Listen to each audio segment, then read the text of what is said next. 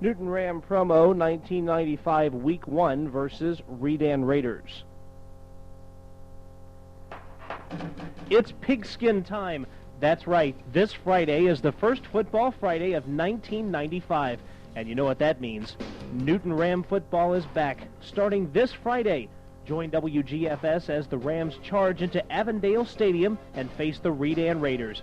And once again, the top-notch WGFS sports team of Kevin Holden, Paul Daly, and Todd Q. Chapman bring you live coverage of every down in 95.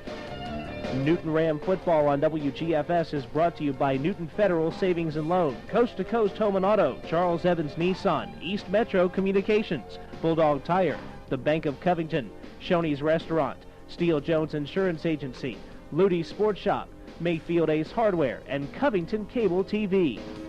Hard-nosed gridiron action starts this Friday. The Rams and Redan Raiders from Avondale Stadium live here on your station for Ram Sports, WGFS AM 1430. Welcome back to the Newton Ram Tailgate Show. Kevin Holden here with you, and the Newton Rams and Redan Raiders getting underway in about half an hour from right now, depending on what is happening with the Avondale and Chamblee game here at Avondale Stadium. But meanwhile, we're going to talk with the head coach of the Newton Rams, Jack Cook. And Coach, we haven't had the chance to talk on the air since before the Parkview game last year. And as you know, that last season for 9 games, what an absolute success story. The Rams going through those first 9 at a 7-2 rate. They surprised some people, but they gained a lot of respect, and they beat 3 ranked teams. This is exactly, I think, what you've been looking for in your 3 years here, and now coming into your 4th year. You think you can build off of this and garner even more respect as you go along this year as play some more tough opponents? Well, Kevin, we certainly hope so, and our kids, I think the ones that played last year, realize it. We feel like we kind of let ourselves down a couple of ball games last year, and actually should have made the playoffs even with the disaster against Parkview. But you can't go back and redo. You can't, the what ifs and the if we hads and the, all the rationalizations and excuses and everything doesn't change the facts. And we didn't do what it took to get into playoffs, and that was our goal. And with that respect, we were disappointed. But as far as playing good football and beating 3 ranked teams and fighting and scratching and clawing and having a chance to get back in the race when we'd actually knocked ourselves out, we're very proud of that ball club and what they accomplished, and we certainly hope to build on that. I think our young people this year will have some confidence that they can play with good football teams. And of course, we'll know very quickly because we play one of the best ones in the first one. So we hope that we'll be able to get a new identity and establish again that we're going to be a good defensive football team, and in the transition over to a new offense, try to do what it takes not to get beat and just slowly evolve into being a real fine offensive football team. Now, we mentioned respect for the Rams and what they did last year. And since then, there's been 10 months or 9 months that's passed. Have you noticed any difference, or can you tell us how the community and the other football programs have responded to you and to the Newton program seeing what happened last year? Well, I think everybody always felt like, and I've heard this from different sections, that Newton has always had athletes, and they had an article in the Gwinnett papers when they had a Gwinnett paper that Newton found a way to beat itself. And, of course, we still kind of carry that on our shoulders, so to speak, because we probably were good enough to be in the playoffs last year, but yet we found a way not to get there. And what we want to do is find a way to get there and then be successful when we get there. And that's awful hard. We're downsizing and building a new high school in the process of that school growing and our school getting smaller. And a lot of the people we play are in the process of growing and getting bigger. And we play fine football tradition schools in Region 8. So, it's nothing easy, but there's nothing supposed to be easy. It's not supposed to be easy. So, no, in all respects, I think it's a new season. What you did last year, you try to build on. What you didn't do last year, you try to learn from, and then go forward. But this is a brand new year.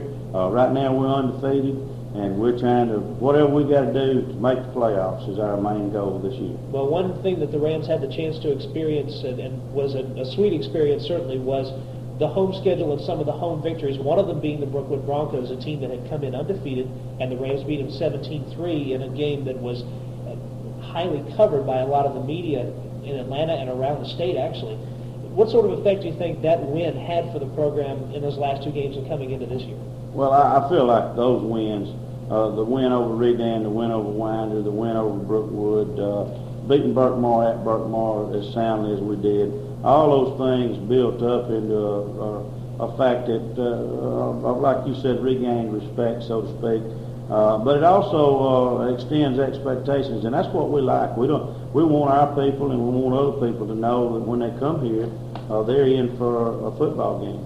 And we've been fortunate the 3 years I've been here. I think we've been 3-2 at home the first 2 years and 4-1 at home last year with only 3 points scored on us until the disaster against Parkview. But that had more to do with circumstances and some big plays on offense on their part and big plays on offense on defense on their part on our offense. That kind of the wheels fell off. But no, all that can't do anything but help. I hope it brings higher expectations for our people, higher expectations for our kids. That's what we want to do, and then reach to the next level. Now, we can sit and talk all we want about the 94 season, but I know the coaches and players are looking forward to 95 and the challenges that you've got here. So we'll talk about the team in the next segment, but before we go to break, I thought this would be a good chance for you to introduce the coaching staff that you've got this year and the things that they do, because, as you know, the coaching staff a lot of times doesn't get a lot of the credit for the developing of the players that you've been able to do here the last few years. Well, you're right there, very much so.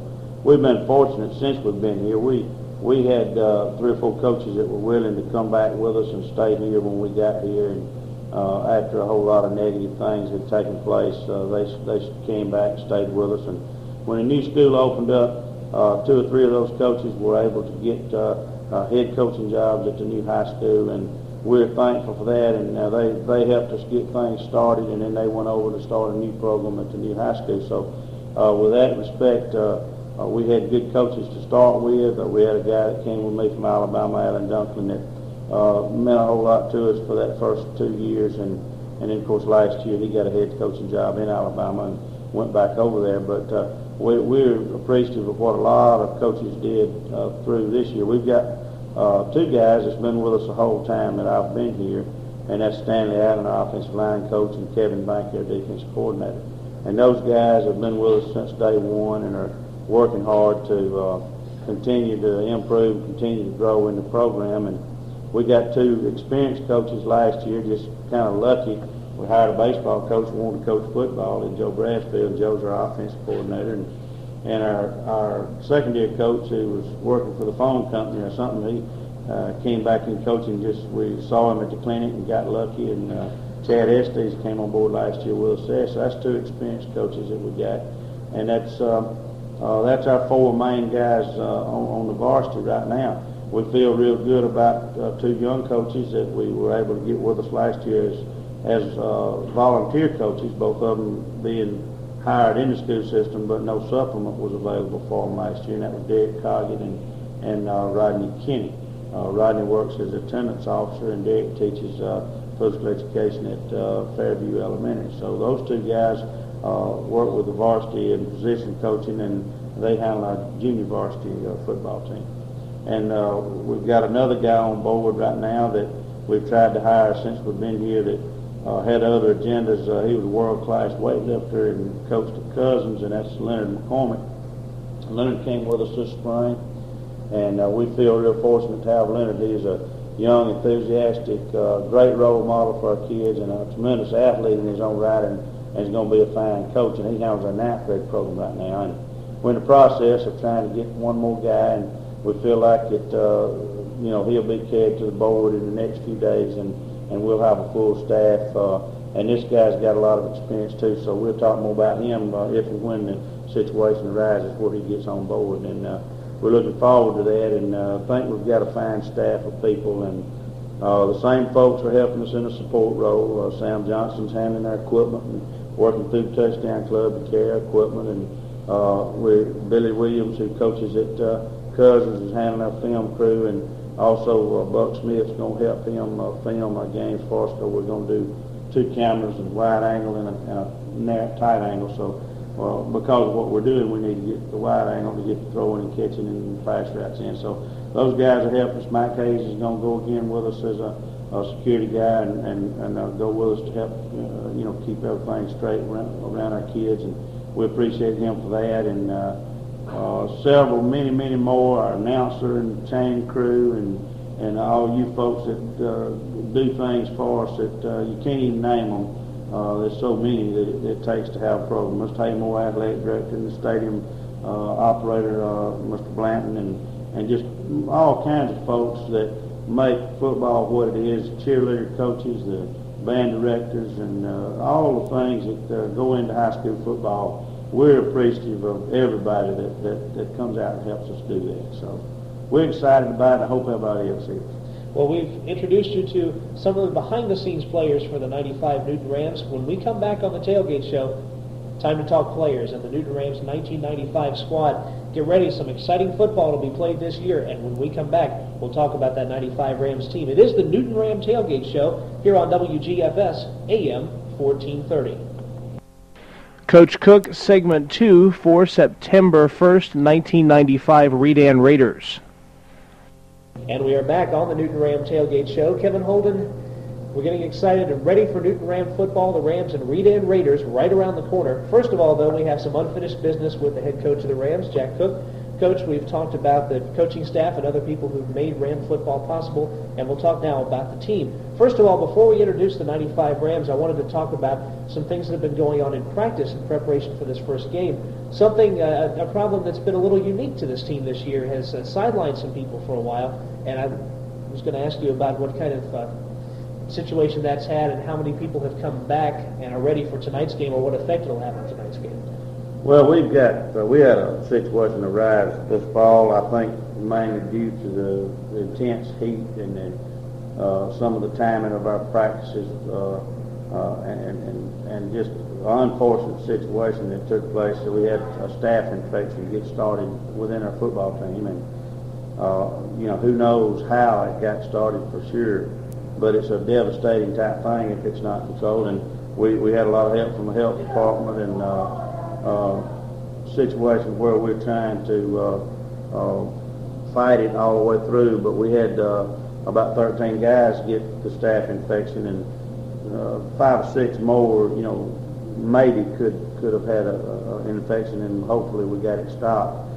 But we fought it, and we've lost 2 guys for the first game because of it, and hopefully we'll get them back the next week. And we've had 12, 13 taking antibiotics and having to go to the doctor, and it's hurt them practice time. But we're going to recover, and I think our kids have done the things that's necessary to try to, get it stopped and change the thing around. And if we'll do that, we're going to be okay. Well, with that out of the way, we can talk now about the 95 Rams team. We'll start with the offense and then the backfield. A lot of people talking about the Rams losing their backfield from last year, the 3 players who graduated who were in the wishbone.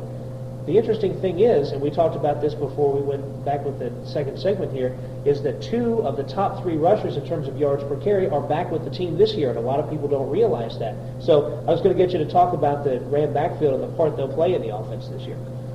Well, we feel like we still have some fine running backs, and we're just going from 3 running backs to 2. And we've got Jonathan Price at tailback and Patrick Gaither at fullback. That are the guys that you mentioned did a good job last year. Patrick playing with the JV group, and Patrick playing with the varsity, and Jonathan playing with the JV group. Both of them had outstanding years and some games that were really good. And Patrick played some of the varsity 2 years ago, as a matter of fact. And he's the most experienced back we got, and Jonathan's probably going to be in the Cordell Benton mold of being real quick and doing some things that hopefully he and Adrian did last year, and making people miss and getting some big plays when they maybe should have been not so big. But we've got a lot of faith in those 2 kids, and then Alex Watley also. Alex played JV running back for us a couple of years ago and started at cornerback last year, and he'll be a big part of our offensive backfield situation. And right now we've got those 3 guys that we've got a lot of faith in those 2 positions. So we think we can be very consistent and can hurt people out of the running game. And an element that a lot of people won't be used to seeing from the last couple of years, but we did see it for one half of one game, that Parkview game, last year is the passing game. The Rams have the talent on the passing game, especially at quarterback, that they haven't had the last couple of years. Therefore, we're going to see a little more passing. I think that's a safe bet from this Rams team. But as far as receivers and quarterbacks are concerned, who have you got there? Well, we've got we switched Richie Clary from tight end to quarterback. Richie ran our hurry-up offense pretty much all last year except for one game, and so we worked him a little bit there all last year because he has a real good arm. Richie's a better athlete right now than he was at this time last year. He's a little bit leaner and a little bit quicker and a little bit stronger, and we think that he and Doyle Baker are two kids that can be prototype quarterbacks in the pro-style offense. They both got good heads on the shoulders. They both got good enough arms to deliver the football. And this year we do have some receivers where in the past couple we didn't have as many good receivers as we do now. With that in mind, we've got Danny Cisco at split end. It started alternated at the starting position all last year, and Danny's proved that he can catch big catches in ball games and had some outstanding catches last year. Was probably our most consistent receiver last year. We moved Stephen Smith from quarterback to wide receiver. Stephen has good quickness, good hands, and he had a great second half in the game against Parkview. And we think that Stephen can be that guy that can make them miss and make some big plays at wide receiver. Backing those guys up, we have two guys that will start on defense, and Gary Brown, who's a free safety at 6'4", and Kelvin Thomas, who's a senior back out after missing last year. That was a good receiver for us in the 10th grade. So we think Kelvin and Gary will be good backups to these two guys, and that gives us four at the wideout positions that we think can play.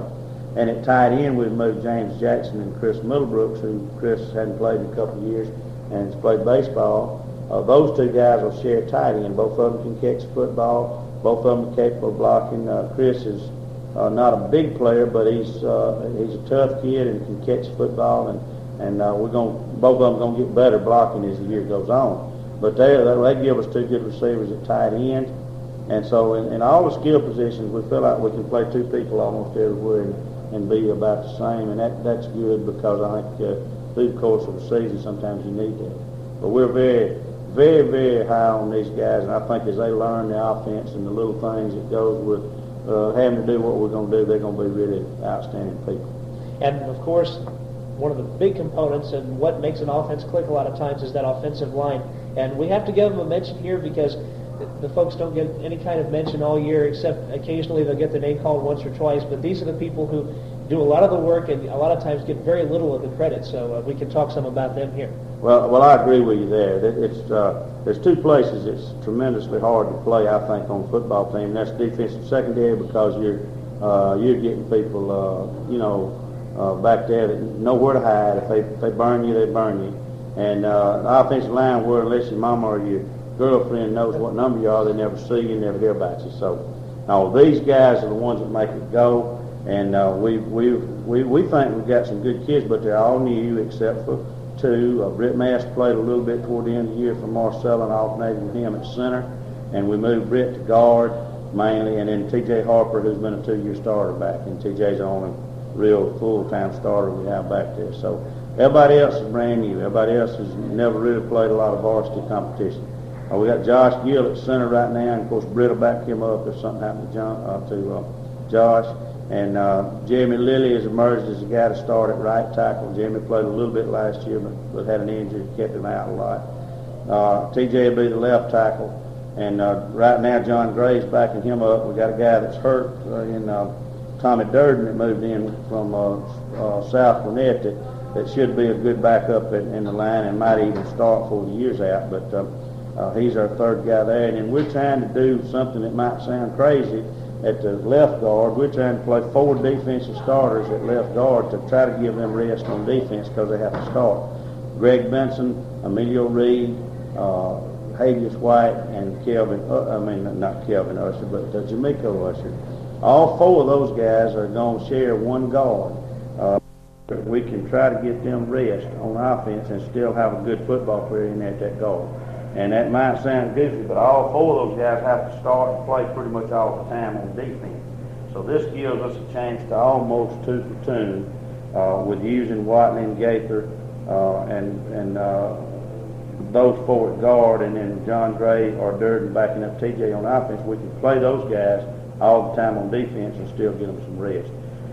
So right now, that's who can play on offense, and that's who will play in the first game. And we've got some young kids that 4 years out, maybe they can come along and be good backups and good help in there for depth. But these guys have worked hard, and we think they're going to be a good offensive football team.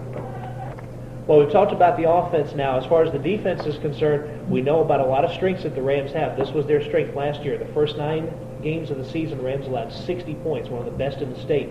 A lot of these people are coming back, and this defense is going to be another strength this year. So we'll start with the defensive front, where you're going to have 2 big ends, and then in the middle, doing a little platoon. Well, we really believe that we're capable of having another good defense. Of course, I don't know if we can keep folks down to 60 points in 9 ball games. That's almost just really outstanding.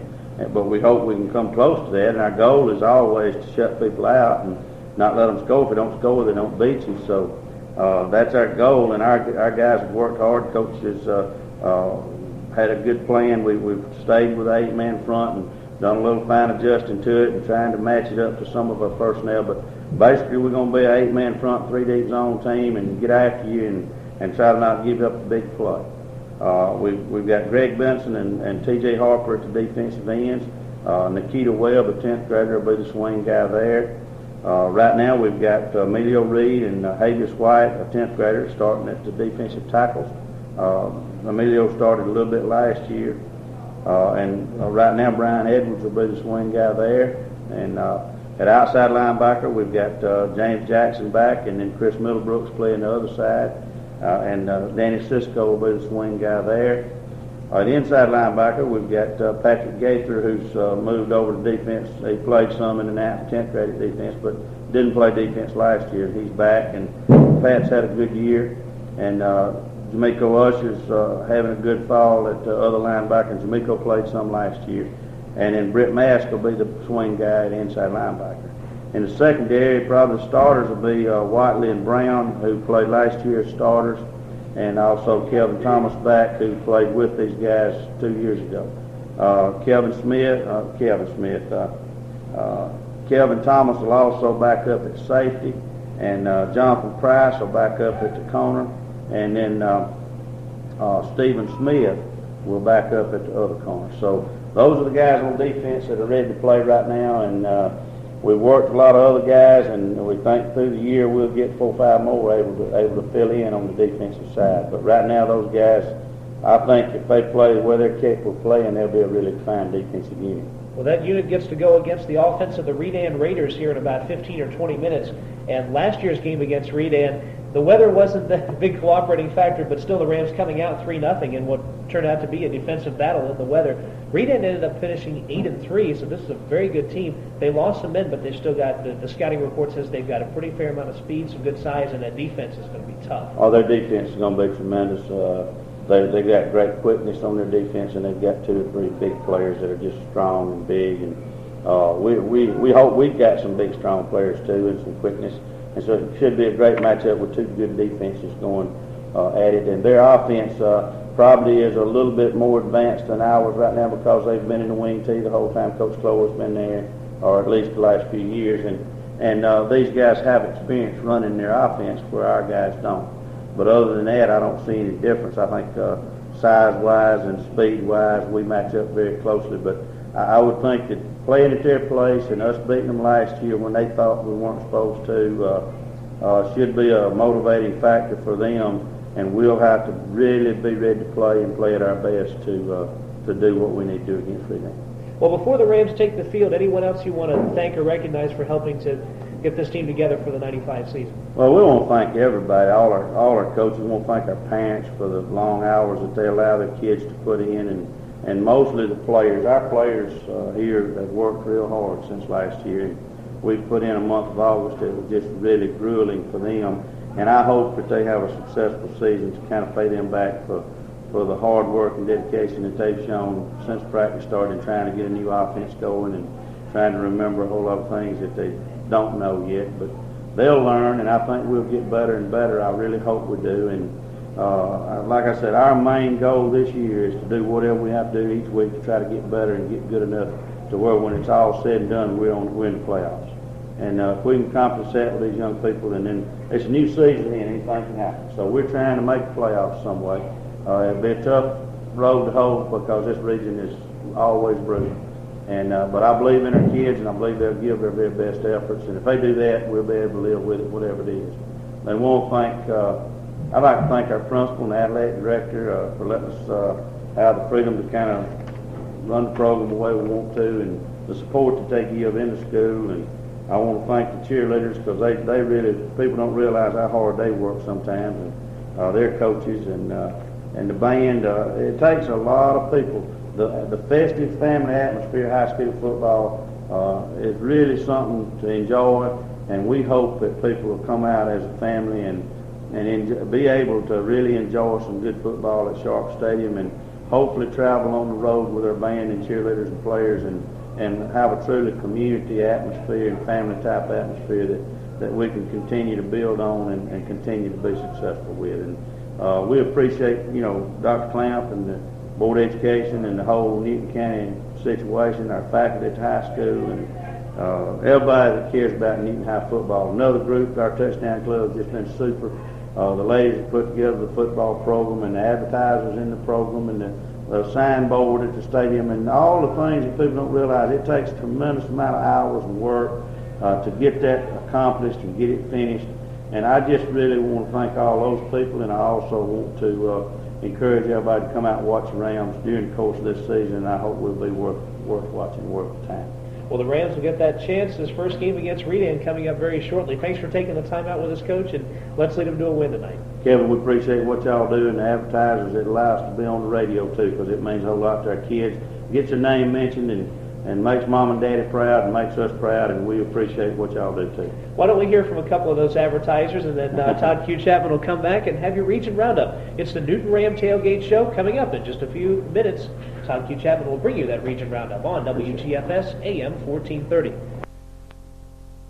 Promo for Newton Rams versus Mount Zion Bulldogs, September 8th, 1995. Newton Ram football. The winning tradition is back. The Rams take their 1-0 record back home to Homer Sharp Stadium this Friday against the Mount Zion Bulldogs. And you can catch every big snap live on WGFS AM 1430 as our sports team of Paul Daly, Kevin Holden, and Todd Q. Chapman bring you the Rams starting at 7 this Friday with the Tailgate Show. Live game action is at 7:30. Newton Ram football live on WGFS is proudly sponsored by Bulldog Tire, the Bank of Covington, Coast to Coast Home and Auto, Steele Jones Insurance Agency, Covington Cable TV, Mayfield Ace Hardware, Newton Federal Savings and Loan, Charles Evans Nissan, Shoney's Restaurant, Ludi Sports Shop, and East Metro Communications. It's the Newton Rams in their home opener this Friday starting at 7 against Mount Zion, only here on Newton County's Source for Sports, WGFS AM 1430. Interview with Coach Cook for September 8th, 1995, Segment 1. We are back on the Newton Ram Tailgate Show. Kevin Holden, and we're about to be bringing you Newton Ram football as they take on the Bulldogs of Mount Zion, the home opener here at Homer Sharp Stadium. But first, let's talk with the head coach of the Newton football Rams. That, of course, is Jack Cook. And, Coach, we'll start with the positive aspects of last week's 6-3 win over Redan. You don't have to look far. Defense was the big positive aspect here. Great Benson, a highlight story, picking up the fumble. Now, you've talked about Benson and Harper as maybe two of the best defensive ends you've coached. What do you think this does to an opposing offense to have these two big ends out there? Well, I hope it slows them down a little bit. Of course, it didn't look like it at times Friday night, but they were double and triple teaming both of them, and their quarterback and their people did a good job getting on the corner 2 or 3 times. But I think the more the game went on, the more better we did a good job of containing them outside. And they're both good football players. They both had good football games last week. They both fought hard against, like I said, double and triple team situations, and that should free somebody else to do well, and I think it did on the outside stunt that we got the fumble on. Our 2 outside linebackers came almost free, and of course they knocked the ball loose, and Greg was right there to pick it off in midair and go right on in. And thought he showed real good speed running down the field. I kind of liked that. But he's a good football player, and so is TJ. And we've got a lot of good football players on defense that really had to play hard and make some big plays. We've been a little bit because we were playing a good football team, and but we didn't break. We made big plays when we had to make them. We were tough inside our 20. We held them to a field goal. I thought was probably the biggest series of the game is when they had the first and goal and we held them to a field goal. And so I credit our defense with making big plays and hanging in there in bad situations when the offense put them in bad situations a couple times. And Redan, is a good football team. And our offense, I think, will get better as the year goes on. We hated to have to open up against the defense that good when we were struggling to change offenses and get something new going, and it was mighty hard on us. But the positive is, to me, the big positive is we won the football game no matter how, and we played good defense, and we kicked the ball well, with the exception of a miscue on the front return. We had a good kicking game, so we're thankful to come out of there with a win. You mentioned the speed on defense of Greg Benson, which we remarked about in the press box as he was running that fumble in. We can also cannot forget about James Jackson and Gary Brown, two people who were really all over the field on defense almost all night. Was the defense good, as good or better than you thought it would be in the preseason? Well, I think about where we thought we'd be. We didn't play as good a technique and as good a responsibility in some instances as we will later on in the year, I think. I hope we're a defense that's going to continue to get better. We've got athletes on defense. We've got a good plan on defense. The coaches do an outstanding job. And what we've got to do is just keep working hard and get things down. We get a little lax every now and then. We'll get one guy or two, just like you do early in the year. Everything's not reactive. It's more think and then react. And what we want to do is just keep working on our situation as far as what we're going to do until we react and know how to stop and think. And when we get that, I think we've been a really outstanding defense. Now, as far as the offense, 34 total yards and 1 first down all night. Now, we know Redan's defense was absolutely top-notch. We saw that in the Jamboree and also from what we'd heard as far as last year's defense and the number of seniors that were back. From watching the game film, how much of the offensive struggle, how much of it was Redan's defense and how much of it was Newton's offense? Well, I think a lot of it was their defense. I mean, they had tremendous personnel, great speed. They know what to do, and they play a base, just get after it type defense they came after. And that's awful hard against an offense that's got one starter up front that's ever played, and Brett Mast, who played in 5 or 6 ball games as a part-time starter. So, we're new, and we've got a new offense, too, and that's not making excuses. That's just fact. And then you open up against a team that's got tremendous personnel and as fine a defense as they've got, and it makes it for a big struggle. I think I would say it's probably 70% them being real good and 30% us being not carrying out assignments and all the little bitty things that an offense needs to do, and you need to do offensively through repetition and through actually doing it in ball games, and we haven't had a chance to do that. Plus, the biggie in the first half offense, they had us backed up terrible field position all night long, especially in the first half. Now, we got a chance to change it the second half, and then we had a couple of balls that could have been caught, and we had a couple of runs that could have been made when we could have put them away. We had them 6-3, one score, and they're done. And we got down there with a big break, and I think got down to about their 30 and didn't get it done. And so that disappoints me because we should have put them away right there. And we've got to get better at doing that. We'd have a good play.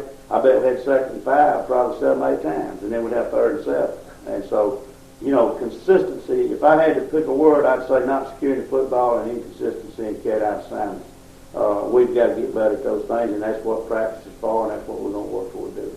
Well, you talked about inconsistency, but one place where the Rams were consistent was the kicking game. Special teams showed some promise definitely in that first game. Stephen Smith had 6 punts that went 35 yards or further, and the field position's important, especially in the defensive battle, and that's what the kicking game helps you out with here. Can you sense a little more confidence in the kicking game? Oh, yeah. We've got a lot of faith in Stephen. We think he's a good kicker all the way around. He kicks off well. I think if we can get him to kick off several times, he'll show that he can put some of them in the end zone. But he kicks off well. He's a fine punter, and he's also a good field goal and extra point kicker. But we're not getting the ball down for him to kick extra points yet. We're either having a bad snap or bobbing the snap or having some kind of malady take place on the extra points. So, that's supposed to be automatic, and we've got to get to where it is. But no, we're real tickled with the kicking. Stevens really kind of saved us, and we never could get good field position, but if he hadn't punted well, we'd just been in awful shape. I mean, they'd been knocking on the door all the time. So we're thankful, and I thought we covered everything but one kickoff well. And so the kicking game played a big part in it, and of course big plays on defense won the football game. And the Rams will look for another win tonight against the Mount Zion Bulldogs when we come back on the Newton Ram Tailgate Show. Time to talk about the home opener against Mount Zion. We'll be back after this, the Newton Ram Tailgate Show on WGFS AM 1430. Segment 2 with Coach Cook, September 8th, 1995. And we are back on the Newton Ram Tailgate Show. Kevin Holden here with Jack Cook, the head coach of the 1-0 Newton Football Rams, and they have their home opener tonight against the Mount Zion Bulldogs, Homer Sharp Stadium at 7:30. And if you're in the Covington area and you've either just found out or you're trying to make it there, please do so as quickly as possible. Game action is about 10 or 15 minutes away. Coach, tonight's game against the Mount Zion Bulldogs will have the home folks kind of a buzz, their first chance to see the Newton Rams on offense and defense this year. How are you going to approach the home opener as far as now you've seen the game film from last game? Offensively, how do you think the Rams will take the approach to this game? Well, we're just going to take the approach, and we're going to try to take what they give us, but we're going to try to create some things for ourselves.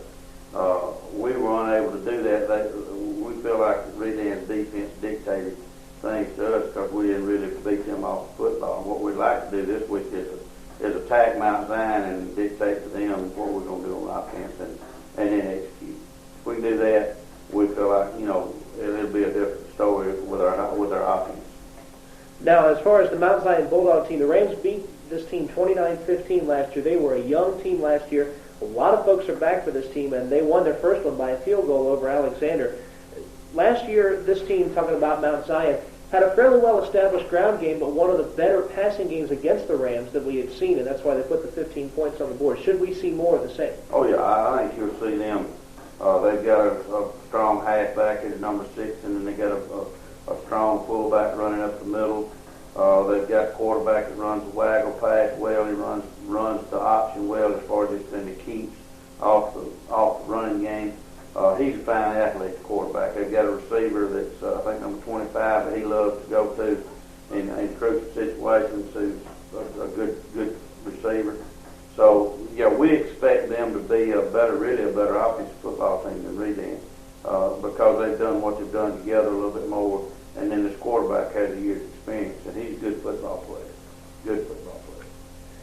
Now, last week, of course, we talked about the psychological effect of winning that first game 6-3, something now that the Rams can build off as far as confidence is concerned. How's the team done psychologically in preparation for this big home opener here? Well, we gave our guys Monday off because we just had so many people beat up and little small nicks and things wrong, and we had to load up Tuesday and Wednesday and really work hard, and the kids responded pretty well. We had a little sluggish Tuesday, but Wednesday we picked up, Thursday polished, and so we've had a good week of preparation. I think the guys know that they're going to have to play hard, and we got a threat they're a real threat on offense.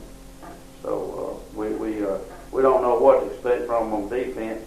Coach says that they're young, but they look pretty good to me on defense in the film. Even though they are young, they're not as quick and they're not as big in places as Redan was, but they're still a good defensive football team. So we expect them to be well coached and definitely a big threat offensively, and hopefully we can move the ball and get field position and kick and do some things to help our defense this week. Segment 2 continued with head coach Jack Cook of the Newton Rams for September 8th, 1995. Well, the Rams and Mount Zion Bulldogs about 15 minutes or so away, so Coach Cook, good luck tonight, and hopefully when we sit at the same place next week, we can talk about the 2-0 Newton Rams. We hope so. Thank you, Kip. We're going to be back. Todd Q. Chapman will bring you the region roundup, and then the kickoff as the Newton Rams and Mount Zion Bulldogs going head-to-head from Homer Sharp Stadium right here in Covington, and we're going to be back with your region roundup after this. It is the Newton Ram Tailgate Show right here on WGFS AM 1430. Week 3, Newton Rams versus Heritage Patriots. This is the promo for the September 15th game. The original promo was erased. This is the second promo. It's time for the big hoedown at Reed. The Ram-tough Newton High football team looks to stay undefeated, traveling to Reed Stadium to tackle the Heritage Patriots this Friday. You'll hear every down here on WGFS, beginning with the Newton Ram Tailgate Show this Friday at 7 with Todd Q. Chapman. Game action with Paul Daly and Kevin Holden is at 7:30. Ram football on WGFS is brought to you by Newton Federal Savings and Loan, Shoney's Restaurant, Mayfield Ace Hardware, Ludy's Sports Shop, the Bank of Covington, East Metro Communications, Coast to Coast Home and Auto, Covington Cable TV, Bulldog Tire, Steele Jones Insurance Agency, and Charles Evans Nissan. Don't miss the big dance, the Newton Rams and the Heritage Patriots this Friday, starting at 7, kickoff at 7:30 here on Newton County's Source for Sports, WGFS, AM 1430.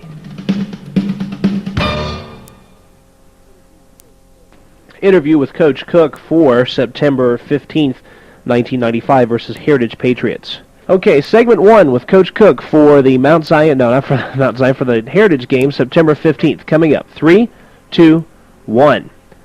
And we are back on the Newton Ram Tailgate Show. Welcome back. Kevin Holden here with the head coach of the Newton Rams, Jack Cook. And Coach Cook, the Rams now 2-0, off to a strong start here in 95, and they'll be playing the Heritage Patriots in about 15 or 20 minutes. But let's look back for a moment at the game against the Mount Zion Bulldogs. This game was, to say the least, a little different from Week 1. It was defense in Week 1, but the offenses both came out big in Week 2. Would you rather have had, say, a 29-7 win, or does the overtime win kind of help build the character? I'd rather get through before my bedtime, but I just like to win. It doesn't matter to me whether it's 6-3 or 3-0 or 48-40, just as long as we win. That's the most important thing. Coach, as far as the offense is concerned, to us upstairs, it really looked like they had a lot more confidence this week, and of course that may be the home crowd or the fact that you'd had a chance to practice it, but the Rams had in excess of 300 rushing yards and almost 100 passing yards. Could you see more confidence this week in the offense? Well, I think it was a matter of just another week of practice, and then maybe a little difference in the type of people you were playing on defense. They weren't as big and quick as Redan was, although they had some good athletes. They weren't the caliber of athletes that Redan was. So I think that had a whole lot to do with the big offensive output more than anything else. And we knew that they had a good offense. They're going to move the ball on anybody. So what we did, we played a great defensive team the first week that wasn't going to let us move it, and they were fair offensively. And then last week we played a really good offensive team that was fair on defense. So we were lucky enough to win both of them, and I just hope we can keep doing that.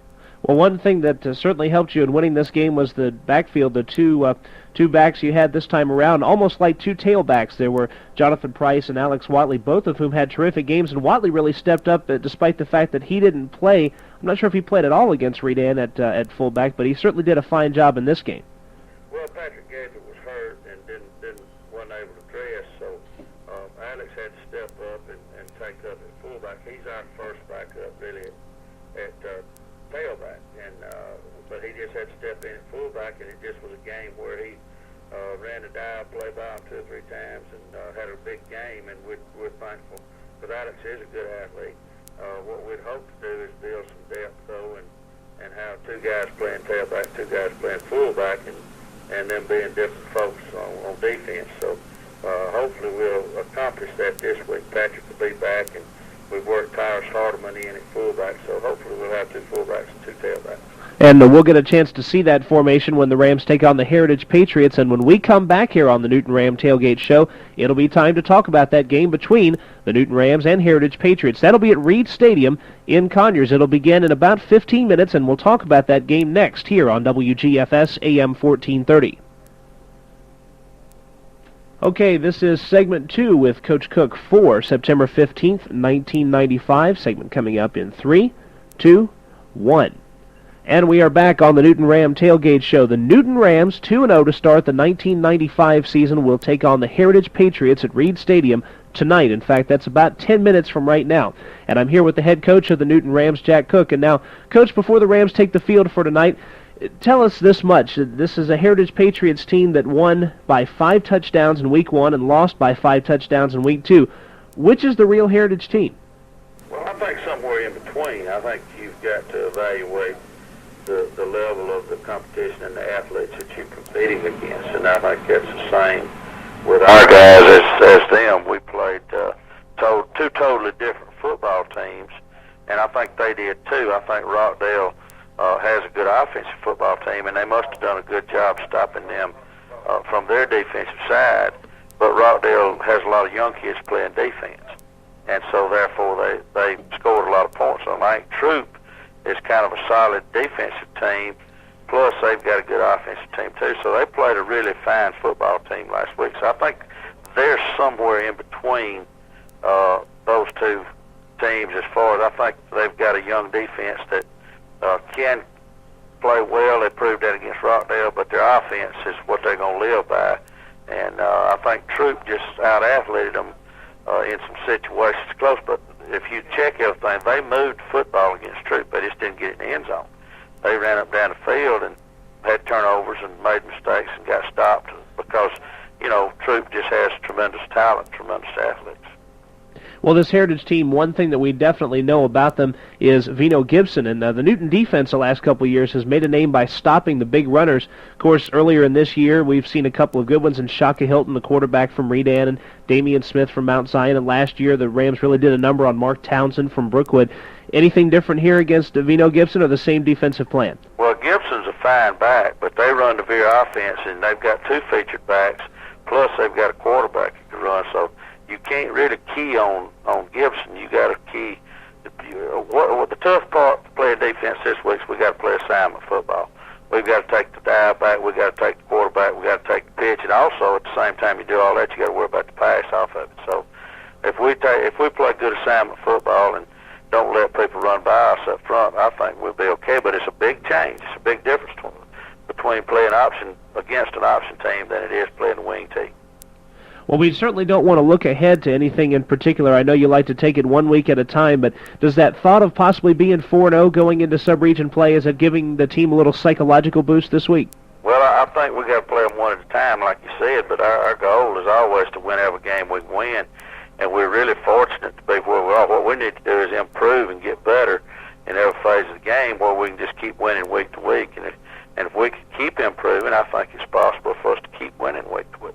Well, Coach, you'll get a chance to hopefully extend your undefeated streak of 95 tonight against the Patriots. Best of luck, and hopefully in a week from now we'll be talking about the 3-0 Rams. Well, we certainly hope so, and I hope people come out and help our kids over at Reed, and we need to pull off another one. We'll take them any way we can get them. We just want to keep winning. That's head coach Jack Cook. Now, several 8 Quad A teams have had terrific starts here in 95, and Todd Q. Chapman will give you the details on the region roundup. Coming up here, it's the Newton Ram Tailgate Show on WGFS AM 1430. Promo for Newton Rams versus Lithia Springs Lions, September 29th, 1995. It's payback time on the gridiron. The 3-0 Newton Rams come back to Homer Sharp Stadium this Friday to bash the Lithia Springs Lions and to avenge a 10-9 loss last year. You can listen in live here on WGFS AM 1430 as history is made. We begin our coverage with Todd Q. Chapman and the Tailgate Show, Friday at 7. Game action with Kevin Holden and Paul Daly is at 7:30. The undefeated Rams are brought to you by Ludi Sports Shop, the Bank of Covington, East Metro Communications, Newton Federal Savings and Loan, Shoney's Restaurants, Mayfield Ace Hardware, Coast to Coast Home and Auto, Covington Cable TV, Bulldog Tire, Steele Jones Insurance Agency, and Charles Evans Nissan. It's the Newton Rams looking to stay undefeated against the Lithia Springs Lions Friday at Homer Sharp Stadium. Be there. We will live here at 7 on Friday on WGFS AM 1430. Coach Cook's segment 1 for Lithia Springs game, September 22nd, 1995. And we are back. Welcome back to the Newton Ram Tailgate Show, ladies and gentlemen. That's right. It is Newton Ram Football Friday, and the Rams are back at home against the Lithia Springs Lions. That game starts at about 7:30, the kickoff right here in Covington. If you're in the area, just drop what you're doing, drop on by Homer Sharp and watch the Rams in action. This is the last non-sub-region contest for them, and the Rams try to go to 4-0 for only the third time in school history. We're here with the head coach of the Rams, Jack Cook. Well, Coach, last week we were talking about the Rams needing to string together consistency on offense and defense, and 34-10 was the final as they hit the Heritage Patriots pretty hard, and we saw a lot of good signs this time on both offense and defense. So I'm sure you had a lot of positive things to look at on both sides of the game film this time. Well, we really did. Our kids ran the football well during the third quarter, especially, and in the first half some too. But we still, the frustrating part of it is we still laid the ball on the ground twice at the end of the game when we were trying to kill the clock. We still had big miscues in the kicking game, a return for a touchdown and failure to make 2 or 3 extra points. So we've got to get better. We still, those kinds of mistakes in a close, tight ball game really hurted. But overall, our kids still played hard. Our defense played outstanding. They gave up 3 points, and really those 3 points were off the turnover. So they played outstanding football. Our offense moved the ball, scored points when they got the opportunities to. And so with those things in mind, there was a lot of pluses. But we've still got to work on these glaring areas that we have and not have them in the big ball games. Well, one thing we definitely saw was an emergence of sorts of Jonathan Price, a man who really emerged in week 2 as much as anything else. He had some terrific runs there, but really showed himself up to be the rushing star of the game here. Outrushed everybody else in the game combined, got 151 yards. Do you think this helps him psychologically doing this in games 2 and 3, now with the sub-region schedule right ahead of him? Well, I think so. Jonathan's a young back. He's a junior, and he played a little bit in a mop-up role last year, and he's going to do nothing but get better. He has great quickness, and Jonathan's going to be a fine running back through this year and next year. Barring injury, he'll be a tremendous runner. He's going to be the little quick slashing type back that this offense can feature and gain a whole lot of yards, and we hope just continue to get better and better. Now, as far as these 3 games being behind you now, being 3-0, do you feel there's a little momentum being gained, kind of like it was last year? We'll talk about Lithia Springs in a moment, but as far as the momentum of these first 3, can you sense that? Well, I think confidence in our offense especially has picked up the last 2 weeks. We were really down after the Redan game because our offense just looked terrible, and I said that time and still believe a lot of that had to do with Redan as much as with ourselves. But we've worked hard to improve, and I think as we play in this offense week to week to week, I'm really going to be disappointed if we don't get better and better and better. And it's just a matter of repetitions and work and understanding what we're trying to do. And I think we've got the tools to have a really fine football team on offense. And our defense, they've bent and they've had some bad plays here and there. But overall, we're going to have a good defensive unit. They've played hard.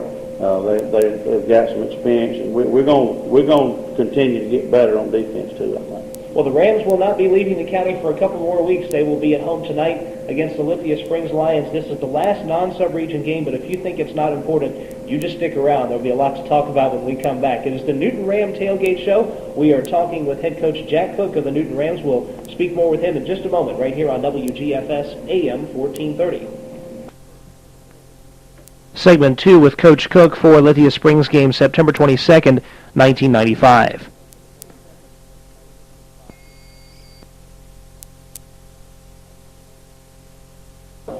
And welcome back to the Newton Ram Tailgate Show. Kevin Holden here with you. Of course, we're here with the executive producer of Ram Football, Todd Q. Chapman, back in the studios and waiting to bring you the region roundup here in just a couple of minutes, and then Newton Ram football. But first, we've got some unfinished business with Jack Cook, the head coach of the Newton Rams. Coach, tonight it's the Lithia Springs Lions. This is the last game that the Rams will play that doesn't count for the sub-region record, but there's certainly a lot at stake here, given that the Rams last year were 3-0, out to Lithia Springs with a chance to be undefeated going into sub-region play, and lost a heartbreaker out there 10-9 in the thunderstorms and so on. So I'm sure a lot of folks have something on their mind here. Well, I hope they do.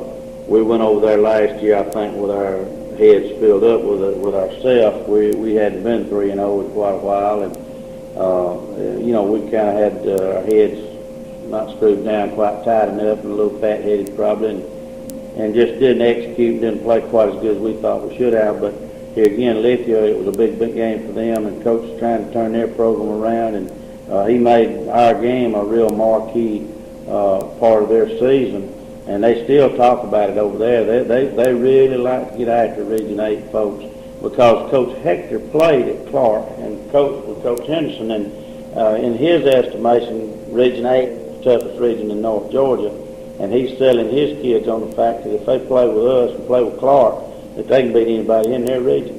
And they use this as a stepping up stone into their region and sell their young people on the fact that if they can compete in Region 8, they can compete anywhere in North Georgia. So they set us up as the game that they need to play well in to measure up in their region. And for Lithia Springs, of course, this will be big for them after what they did to the Rams last year. But the difference this time is they get a chance to do this at Homer Sharp Stadium now. We've looked at the first 3 games that Lithia's played, and they're 1-2, if I'm not mistaken, but their 2 losses have come to teams that are 3-0 right now, including Paulding and Clark Central, 2 very good teams. So I don't think record can be counted for much here. No, it can't be, because they're averaging 27 points a game. They've given up some points, but they've given up points to quality football teams on big plays. And I think they're young on defense, and they're going to get better, and they'll probably play better against us this week than they have all year long on defense, because they get more. The more games you get under your belt, the better you're going to probably get. So we look for them to be at the best they've been all year, and I just hope that we improve enough this week to be better than we've been all year. If we are, then we've got a good chance to win. If we're not, then we can be in for a long night, because I know they'll come over here and really be ready to play well. Now, Richie Clary, the quarterback of the Rams, has shown a little bit of steady improvement from week to week. Last week he was only 3 of 11, but he did pass for 70 yards, and every time he completed a pass, you got some big yardage out of it, saved you in some third down situations. We see this man maturing, very much so, in the quarterback position from week to week, and do you see maybe this might result in a couple of big plays in this game? Well, I hope so. I think we would have made more big plays last week. We had the ball where it was supposed to be. We just, to be honest with you, we dropped about 5 passes last week. It could have been caught. And you're going to have 1 or 2 of those along, but we don't need that many. We need the 3 things we need to do: show up a kicking game, which was terrible at times, and we need to wrap up the football, secure it, and then we need to catch footballs. And if we do that, Rich is going to get better. He's going to continue to improve, and of course we're going to try to get Doyle into the thick of it a little bit. We played Stephen a few snaps. Because you don't want to get caught without anybody that's ever played. And Stevens had some experience, and we're trying to get Doyle some experience at the quarterback position. So down the road, if we get a guy out of the breath knocked out of him or some minor or something, we don't just go in there with somebody cold that's never taken a snap. But Richie is really, we feel, is going to develop into a tremendous quarterback by the end of the year. And if we do all we're supposed to do around him, protect him in the pocket, and run the football well where the rush won't be as good, and then catch the balls that we're supposed to catch, things will get better. Well, Coach, the defense has had their share of impressive stats. Hopefully they can continue an impressive performance tonight against Lithia Springs. Best of luck, and who knows, we may be talking about school history a week from today. Well, I don't know what you're referring to there, but I hope that we play good defense this week, because we're playing against the best running back and best offense we've seen all year. So if we can hold them down and the offense crank up and score some points, we think we've got a chance. But we've got to do both. We've got to hold them down. They've got a running back that's got over 600 yards, and we know what to expect. They've got a varied offense. They throw it well. They run it well. They're just really good. And this Ram team will hope to join the school's elite 1950 and 1981, the only 2 teams in history that started the year 4-0, and the Rams will try to continue that here in 1995. And when we come back, you will find out who the Rams' main competition is going to be starting next week when they head into that sub-region schedule. Todd Q. Chapman has been working hard throughout our interview, and he will prepare your region roundup and give it to you in just a few moments here on The Tailgate Show on WGFS AM 1430. Newton Ram promo for Winder Barrow game, September 29th, 1995. Look out, Winder. Ram Tough football is coming straight at you.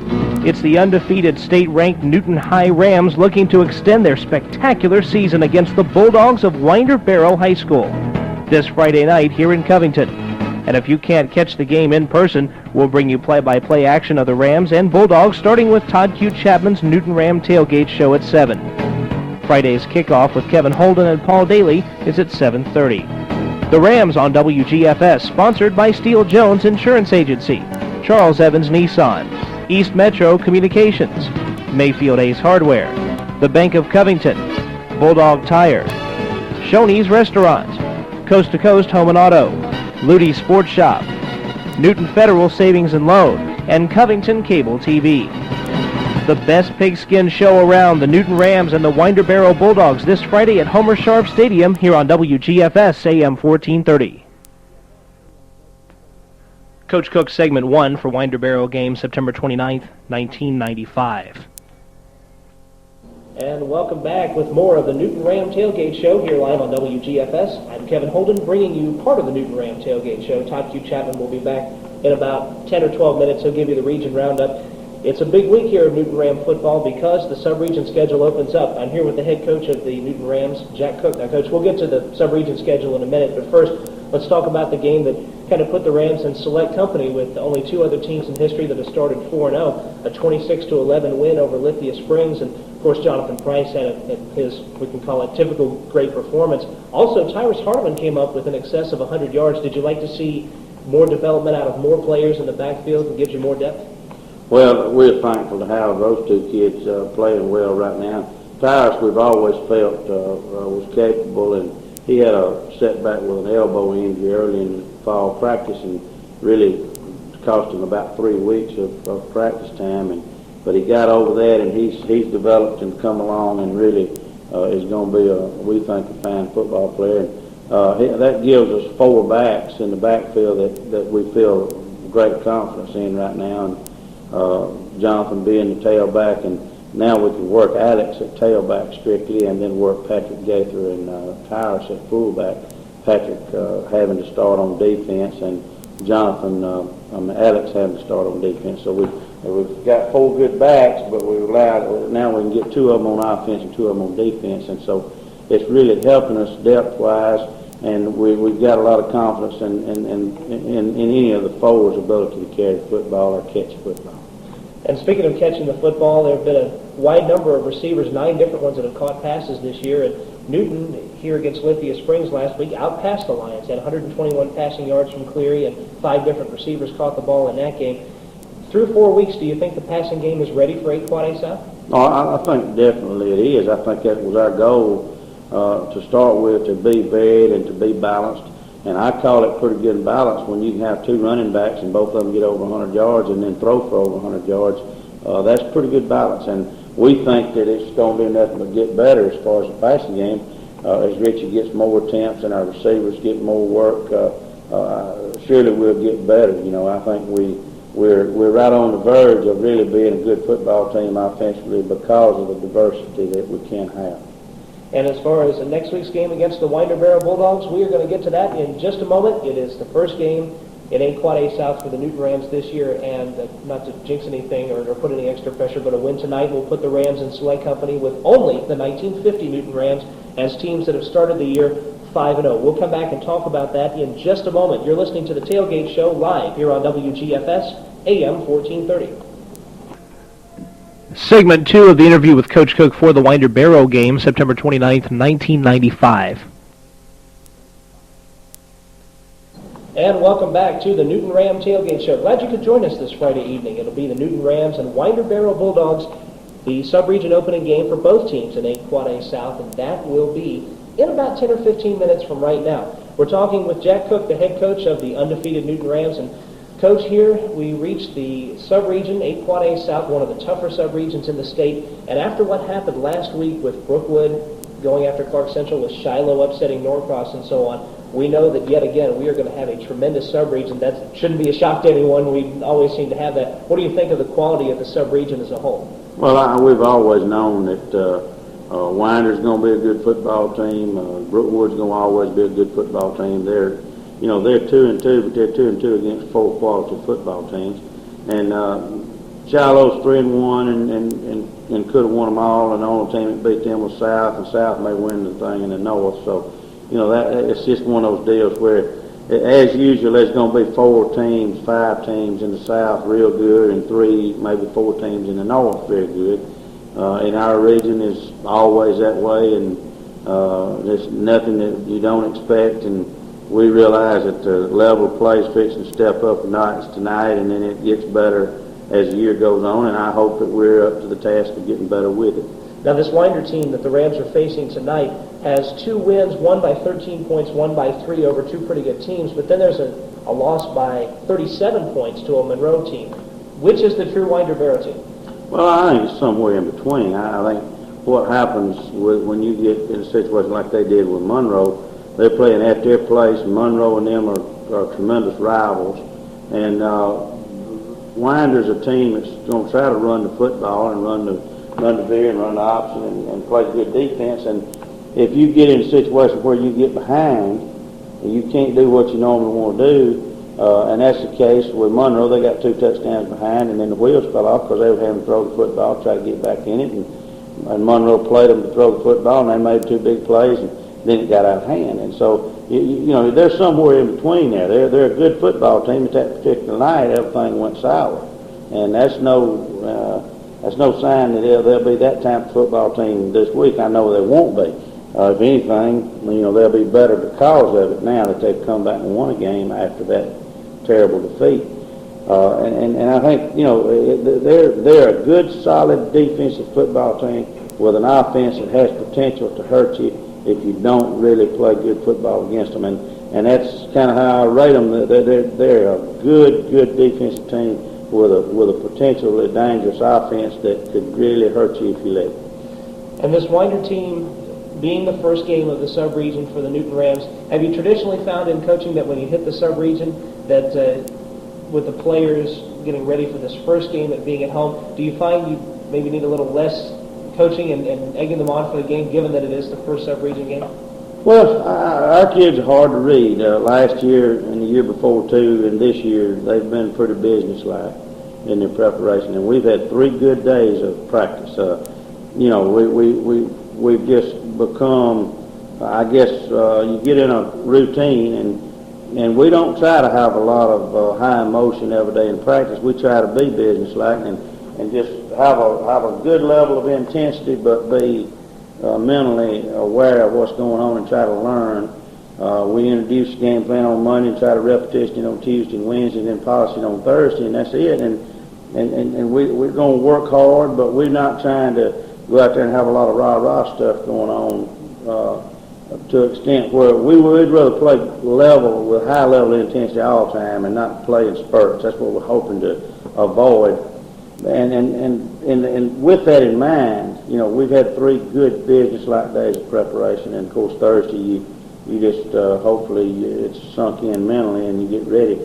But in getting ready, we want to be emotional, and we want to be emotional at a high level during the game, but not crazy. You know, because if you get that way, you can get too emotional, and we'd rather play at an even keel and have little peaks, but let's don't have some valleys. Well, let's have little peaks and then little mountains and little peaks and mountains, and that's what we try to do. And it's hard to do with young people because they are so fragile in their psyche and all. And I don't want them to get up and down. I want them to be up and then up way up, but not up to the point where they don't think and don't react. So we try to keep it on an even keel. I guess that's what I'm trying to say. Try to keep it at a high level of intensity on an even keel where you just go out there and prepare and then go out there and play. Well, I'm sure the Rams will be ready, and let's hope it's a layup game tonight against the Winder. Well, that's what we're hoping, because I want to say this, too. I'm kind of disappointed that Winder's going back down to AAA, because last year, and I think there's people out there listening that may have went to the ball game or listened to the ball game last year.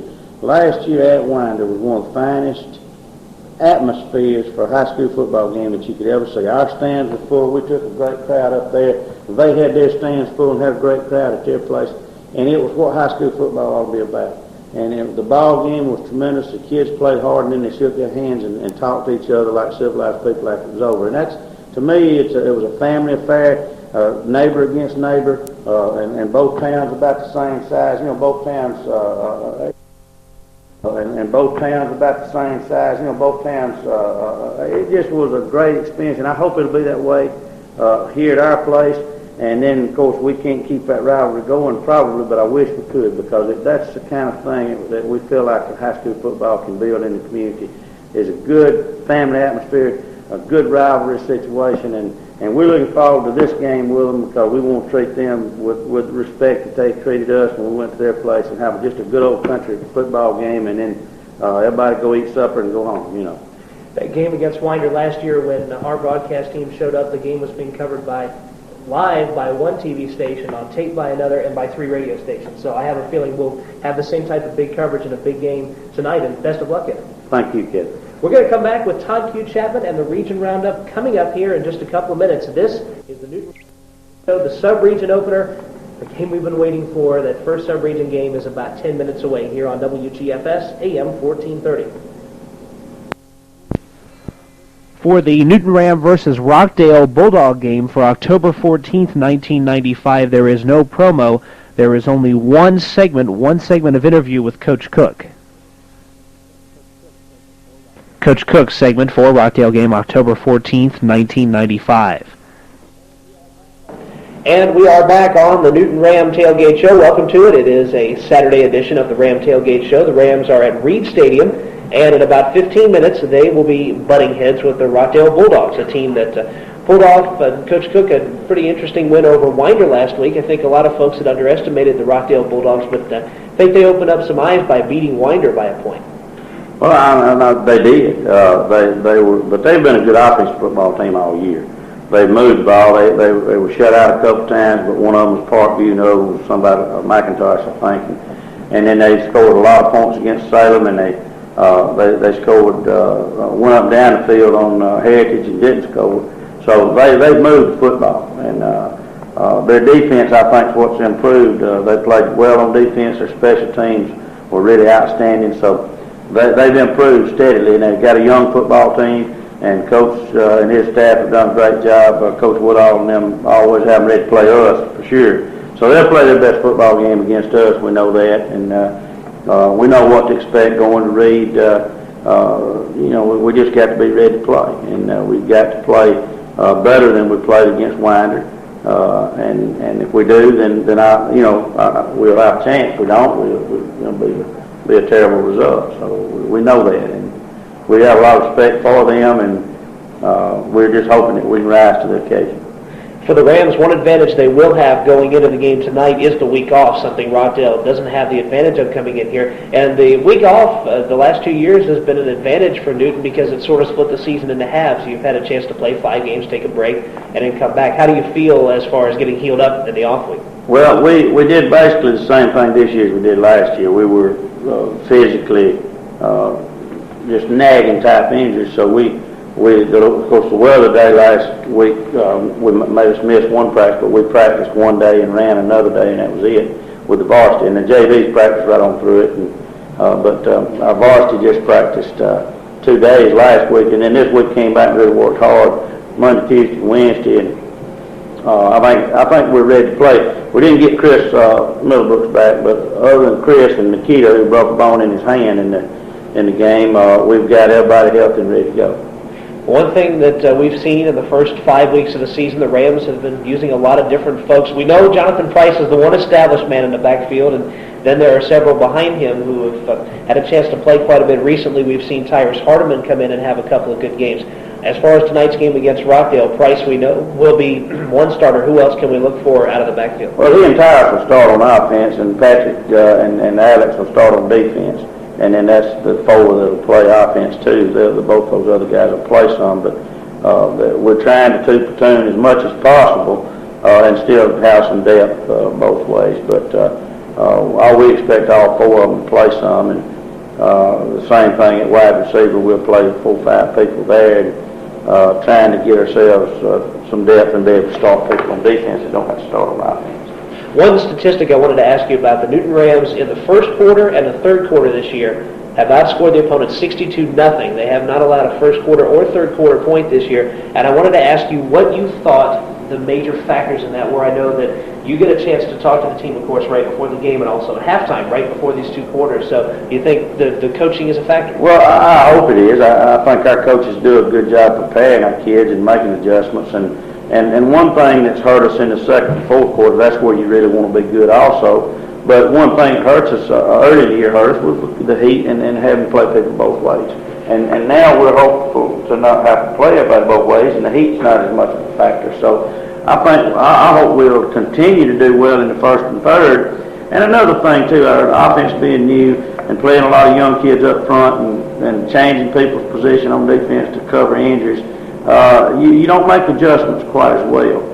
You have to have a halftime to make them. So I'm hoping that in this latter part of the season, people have had enough reps where we can make adjustments during the game and be tougher in the second and fourth quarter. And that's what we, hopefully through repetition and game experience, we'll be able to do that. Coach, you've got another tough year in a sub-region. It's a sub-region that's strong top to bottom. Now we've seen the games like Rockdale against Winder, and of course a couple of games being decided in the Friday evening matchups before this one that we don't know as of right now, like Parkview and Brookwood and those type matchups.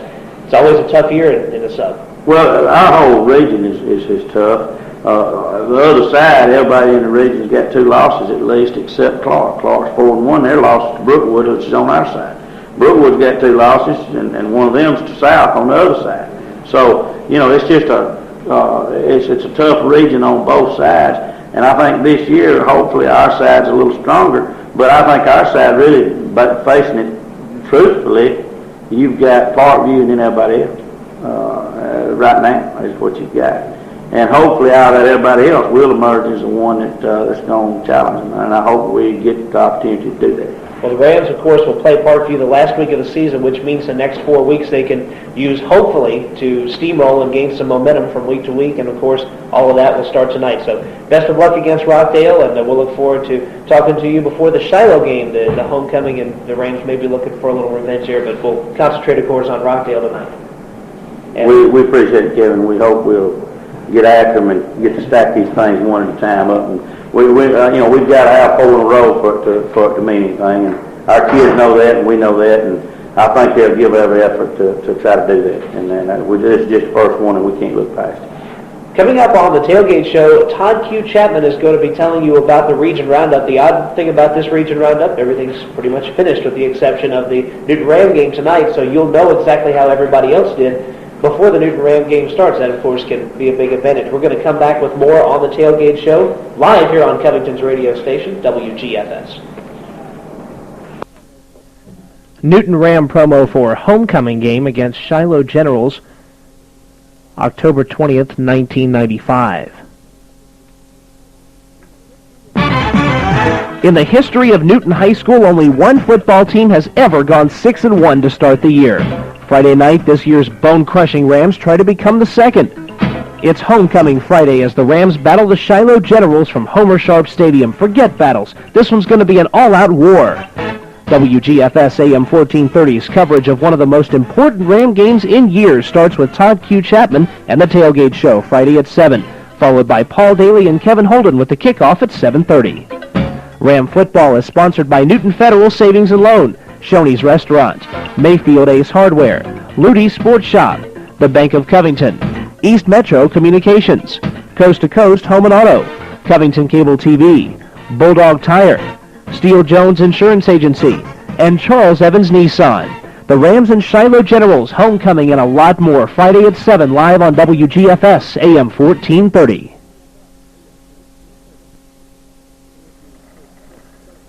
Interview with Coach Cook, segment 1 for Shiloh homecoming game, October 20th, 1995. Welcome back to the Newton Ram Tailgate Show. Kevin Holden here, and I will be along with Paul Daly to bring you some live action tonight. Yes, it's homecoming, and the Newton Rams and Shiloh Generals will go head-to-head. But first, we're going to talk with Jack Cook, the head coach of the Rams, about last week's game, a Saturday night game against the Rockdale Bulldogs. The coach, who won 35-14, and despite some troubles with the penalties, the Rams still coming up with 35 points, including those 3 touchdowns in the second half, a big factor in the game as the Rams really exploded after about halfway through the third quarter. Well, we thought we had the game well in hand early in the football game, and then we kind of sputtered around that second quarter and didn't score anymore. And then the third quarter, we had a 3-and-out situation, and then let them drive one in, and then we had a 3-and-out situation. Well, we didn't have 3-and-out. We had about an 8-and-out and 3 first downs, and that one of them called back and a touchdown called back. And then we had the punt block, and so then we let them back the football game. And once we did that, things kind of tightened up. But I give the kids credit. That kind of rose up after that, and I don't think they made one more first down after that. And we took the ball and drove it 3 straight times and scored very quickly. And I think in 6.5 minutes we scored 3 touchdowns, and that's what I felt like we should have done, at other times during the game. At least one more little spurt there. We had a chance to do it and didn't. And but I feel like we played the best fourth quarter we played all year, and that was pleasing because we need to do that. We need to dominate people in the fourth quarter.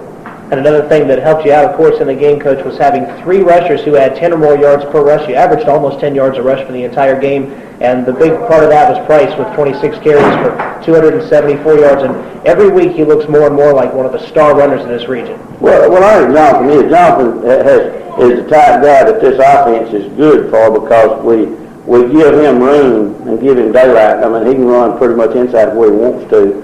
There's no set place for him to go on a lot of our plays, and that's suited to his talents as a small, quick, dashing type back. And then when he gets in the open field, he's as good as anybody's got. And we're thankful for him. He's a hard-working kid, and I still think he's going to get better. And, of course, he's got one more year to do that, being a junior. Now, when we come back on the Ram Tailgate Show, yes, we were a little shorter in this segment because tonight is homecoming, and there's a lot to go over for tonight's huge game with the Shiloh Generals. This is one of the Rams' most important games that they have played the last couple of years, and we are going to come back and go over it right here on WGFS AM 1430. Coach Cook interview segment 2 for Shiloh game, October 20th, 1995. And we are back on the Newton Ram Tailgate Show. It is Homecoming Football Friday, and in about 15 minutes it'll be the Rams and the Shiloh Generals from Homer Sharp Stadium. Coach Cook, this is homecoming.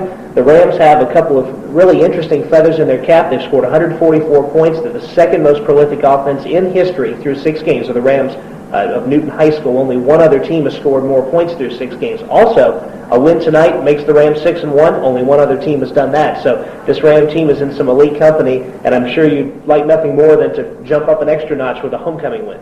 Well, we've told our kids and felt all along that this football team could be special. We've got to prove it. We know that in the next 3 football games to reach any of the goals that we had for ourselves. And this is the first of 3 that we've got to win. And our kids know that, and I still think we're capable of playing better than we've played. And I think we'll have to do that in the next 2 weeks in order to keep winning. And that's what we want very much to do, and this football team is very capable of doing that. But we've got to eliminate the mistakes, the killing mistakes that we've made.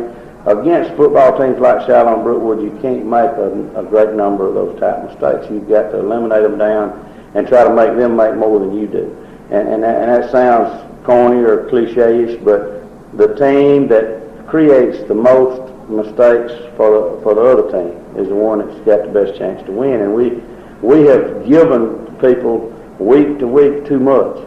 We've had 3 big mistakes in the kicking game in the last 2 ball games. We've got to stop doing that. We've got to be perfect in the kicking game, and we've got to be not turn the ball over on offense and then be very aggressive and not allow any big, long plays on defense. If we can do those things, we've got a real good shot at beating anybody because we're a pretty good football team when we play.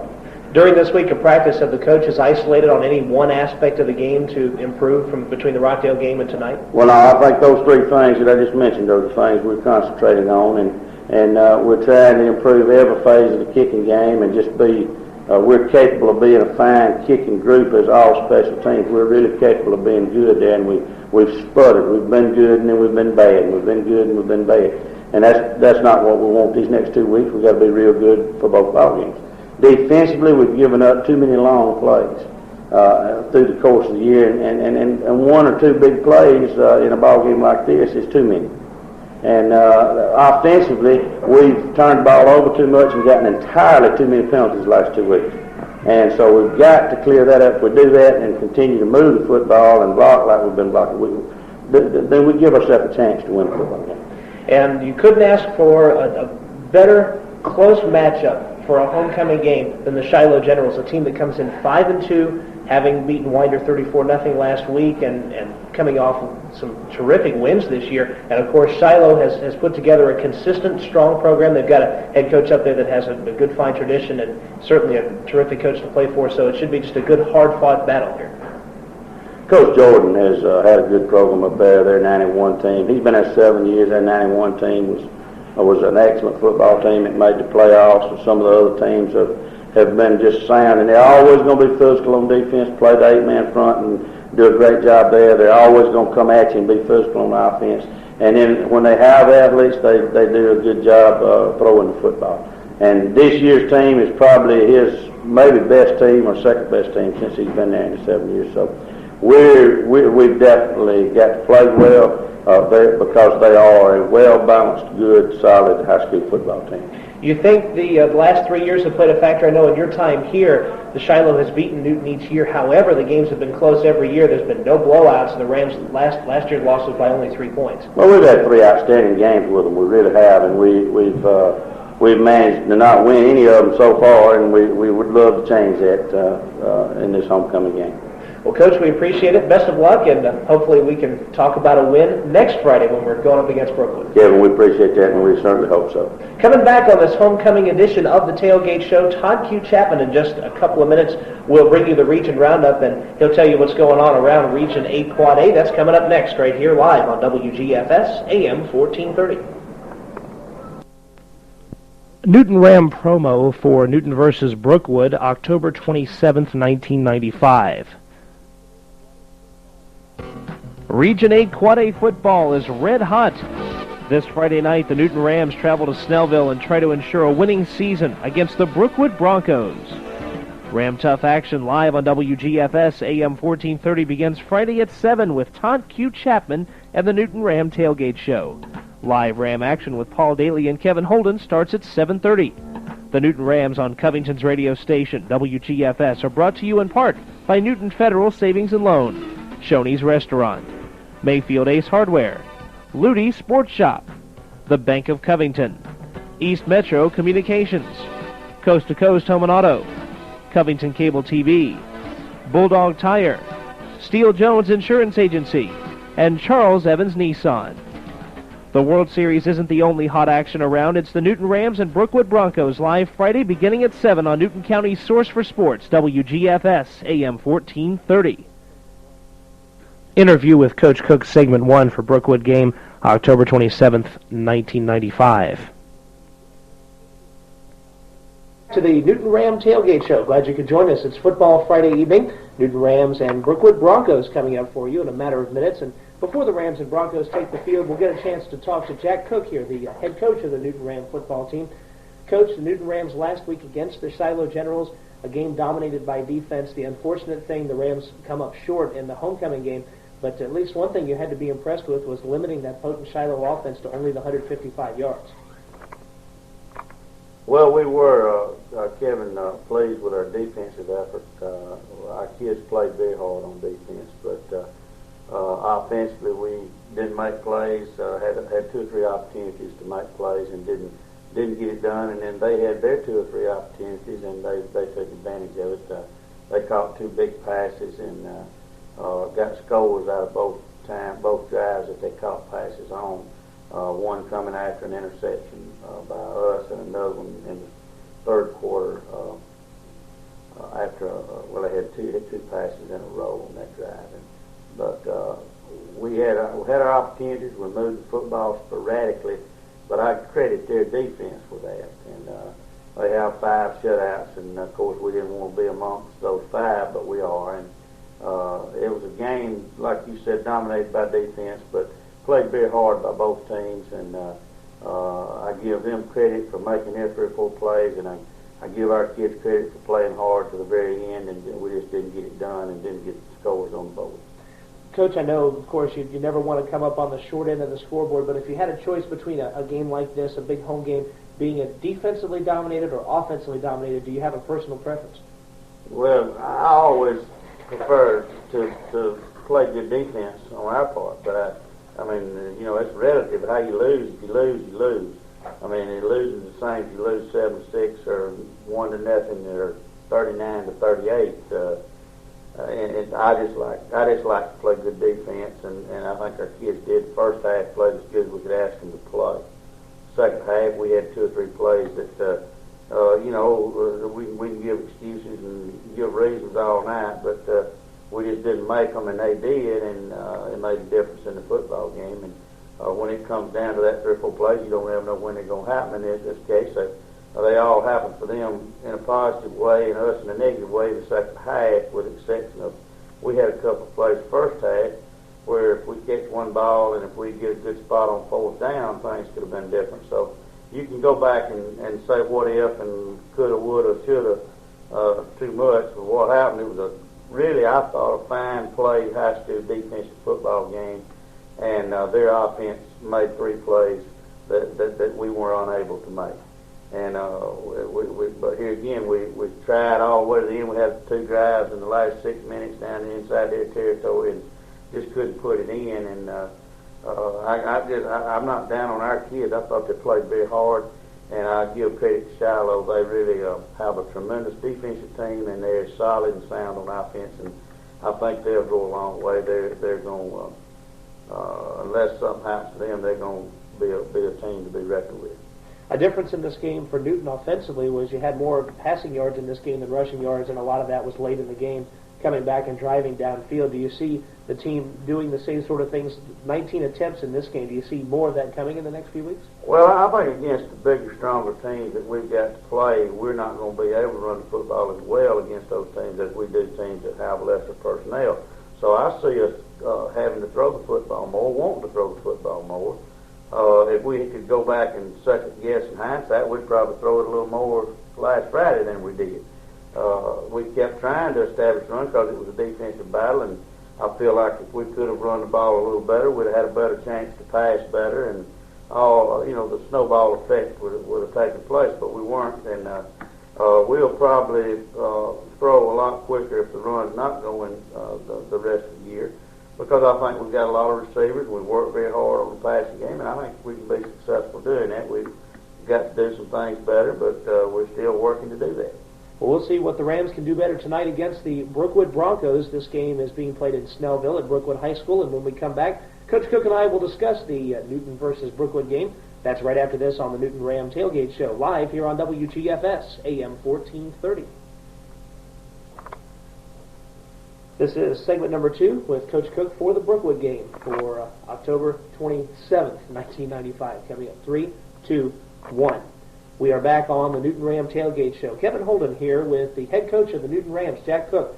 Coach, tonight it is the Brookwood Broncos, and Rams have a chance to do something special tonight. They pick up the win. You're assured of a winning season. It will be your 3rd in 4 years here at Newton High School. Got to be proud of the accomplishments. It's odd to speak of a 5-2 team as being in the position that the Rams are in as far as the playoffs are concerned.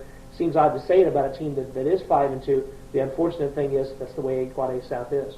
Well, that's true, and we said at the beginning of the year we felt like it was Parkview and then the rest of us in our side, and then Brookwood, Shiloh, and Winder being the teams that we thought would be the best after Parkview. And that's been pretty well the case. I think in the order, we'll know what order tonight, because we're going to decide that. If we beat Brookwood, then Shiloh will be the second place team unless we win out and then Brookwood beats them. That's the only chance we have left of being in the playoffs, and that's a long shot. But our kids, I want them to continue to play hard and try to improve because you don't ever know what's going to happen in this region. And another thing, too, is for the pride's sake, trying to have at least as good a year as we had last year. Those are all things, but what I want to see our team do is go out there this week and bow up and play the very best football they're capable of playing. And if they do that, we'll be able to take whatever happens. We told them, and I don't mind telling anybody that we're not ashamed of our football team at all from last week's performance. We got beat. We got beat by a good football team playing the best we knew how to play. And if they do that, they won't hear from me. And I'm not going to apologize for that because I believe that our kids played really a good football game, a tremendous game on defense. But we've got to come back and do that again. And that's the difficult thing, is to come do it another week, especially after you've lost. And we were able to beat Brookwood last year, but now it was a home ball game. We were in it a little bit better. We hadn't lost 2 region games last year. So it's a lot of things different, and we'll find out a little something about our character, how we come back and bounce back against Brookwood. I think our kids have had a good week. I think they're ready to give good effort, and I just hope I see that, because that's what we're going to judge the rest of the year by, is how hard we play each week. Do we work hard? Do we get ready to play? Do we come out there and hold our head up and play the game of football the best we know how? If we do that, we're okay. If we don't, then we're coming up short. And that's how we're going to try to judge each week from now on. Rams go to Brookwood for the first time since '92. The Broncos have come to Homer Sharp the last couple of years, so a lot of these players haven't had a chance to play a varsity football game up at Brookwood High School. You were there once before. What is it like for them playing at Brookwood Community Stadium? What's their advantage there? Well, their advantage there is that they're going to have it full every time, and plus they have an atmosphere of a carnival type atmosphere that they create around their football program. And of course, I think that's what tradition and winning and football being important to the community does. I think that, and our kids and our folks who go up there will see that. They'll see a full stadium. They'll see people involved directly in the football program. They'll see a lot of pageantry and a lot of upbeat things to positively influence their kids. And it's just that it makes it difficult to go into a situation and overcome all that expectation of being successful. And their program is tradition-rich right now. They've really, Coach Hunter and his staff, Coach Allen, Coach Jones, and all these other coaches, they've built a tremendous program, and they've got their program going from the 7- and 8-year-old kids all the way up. They wear that Bronco red and gold, and it's hard to go in there and handle that type of situation. But we got to do the best we can do with what we've got, and we've got a bunch of kids that are capable of going in there doing well, and that's what we expect them to do. Well, Coach, best of luck tonight. As we said before, you'll look to pick up the victory tonight and have your 3rd winning season in 4 years here, and arguably you should be 4 for 4 based on the performance of the '93 team. But best of luck, and we'll speak to you before next Friday night's game. Kevin, we appreciate that, and hope that the folks will come watch the game or listen to it on radio, and then come back and support our seniors next week in their last home ball game, and then hopefully we can finish out with a decent football team and maybe get lucky. You don't ever know. When we come back, we will find out about the Rams' exact chances to see what they'll be doing in the next few weeks as we bring you the Region Roundup and tell you about the other schools in 8 Quad A. Coming up, Todd Q. Chapman will bring that to you here on Covington's radio station, WGFS AM 1430. Newton Ram promo for Berkmar game, November 3rd, 1995. This one is for the seniors. It is senior night this Friday at Homer Sharp Stadium as the Newton Rams assure themselves of a winning season against the Berkmar Patriots. The 5-3 Rams will be pulling out all the stops. It's no holds barred in the Rams' last home game of 1995. WGFS's live coverage of senior night begins with Todd Q. Chapman's tailgate show at 7. Friday's kickoff with Paul Daly and Kevin Holden is at 7:30. Newton Ram football on WGFS is brought to you by Newton Federal Savings and Loan, Shoney's Restaurant, Mayfield Ace Hardware, Ludy's Sports Shop, the Bank of Covington, East Metro Communications, Coast to Coast Home and Auto, Covington Cable TV, Bulldog Tire, Steele Jones Insurance Agency, and Charles Evans Nissan. The Newton Rams and Berkmar Patriots senior night from Homer Sharp Stadium live beginning at 7 on WGFS AM 1430. Interview with Coach Cook for Berkmar game November 3rd, 1995. On the Newton Ram Tailgate Show, good football Friday evening to you. We're going to have Newton Ram football at 7:30 tonight. That's about 15 minutes or so from right now. And right now what we're going to do is talk to Jack Cook, the head coach of the Newton Rams. Coach, last week 35-14 the score against the Brookwood Broncos. Somebody takes a look at this game and the fact that it was 28-6 at the half, and they're thinking that something really bad happened as far as Brookwood's offense and Newton's defense. Not really the case. Brookwood scored 4 of their 5 touchdowns and drives that started in Newton territory. So the defense really held their own in this one. Well, we didn't play well, but we played good good enough to where we could have won the football game had we not turned the ball over. We had 3 big turnovers, one at our 6, one at our 21, and one at our 30 that they got 3 touchdowns from. Then we got back in the ball game, so to speak. The score was 21-6. We scored on a long drive and got a touchdown. They turned around and returned the kickoff back to our 3 and scored again. And that all happened in the first half. So we really self-destructed, and then had to try to scratch and claw from behind against a football team that was just too good to do that. And that's what you preach against. That's what you practice to avoid. But unfortunately, it happened to us, and it ended up looking real bad and feeling real bad.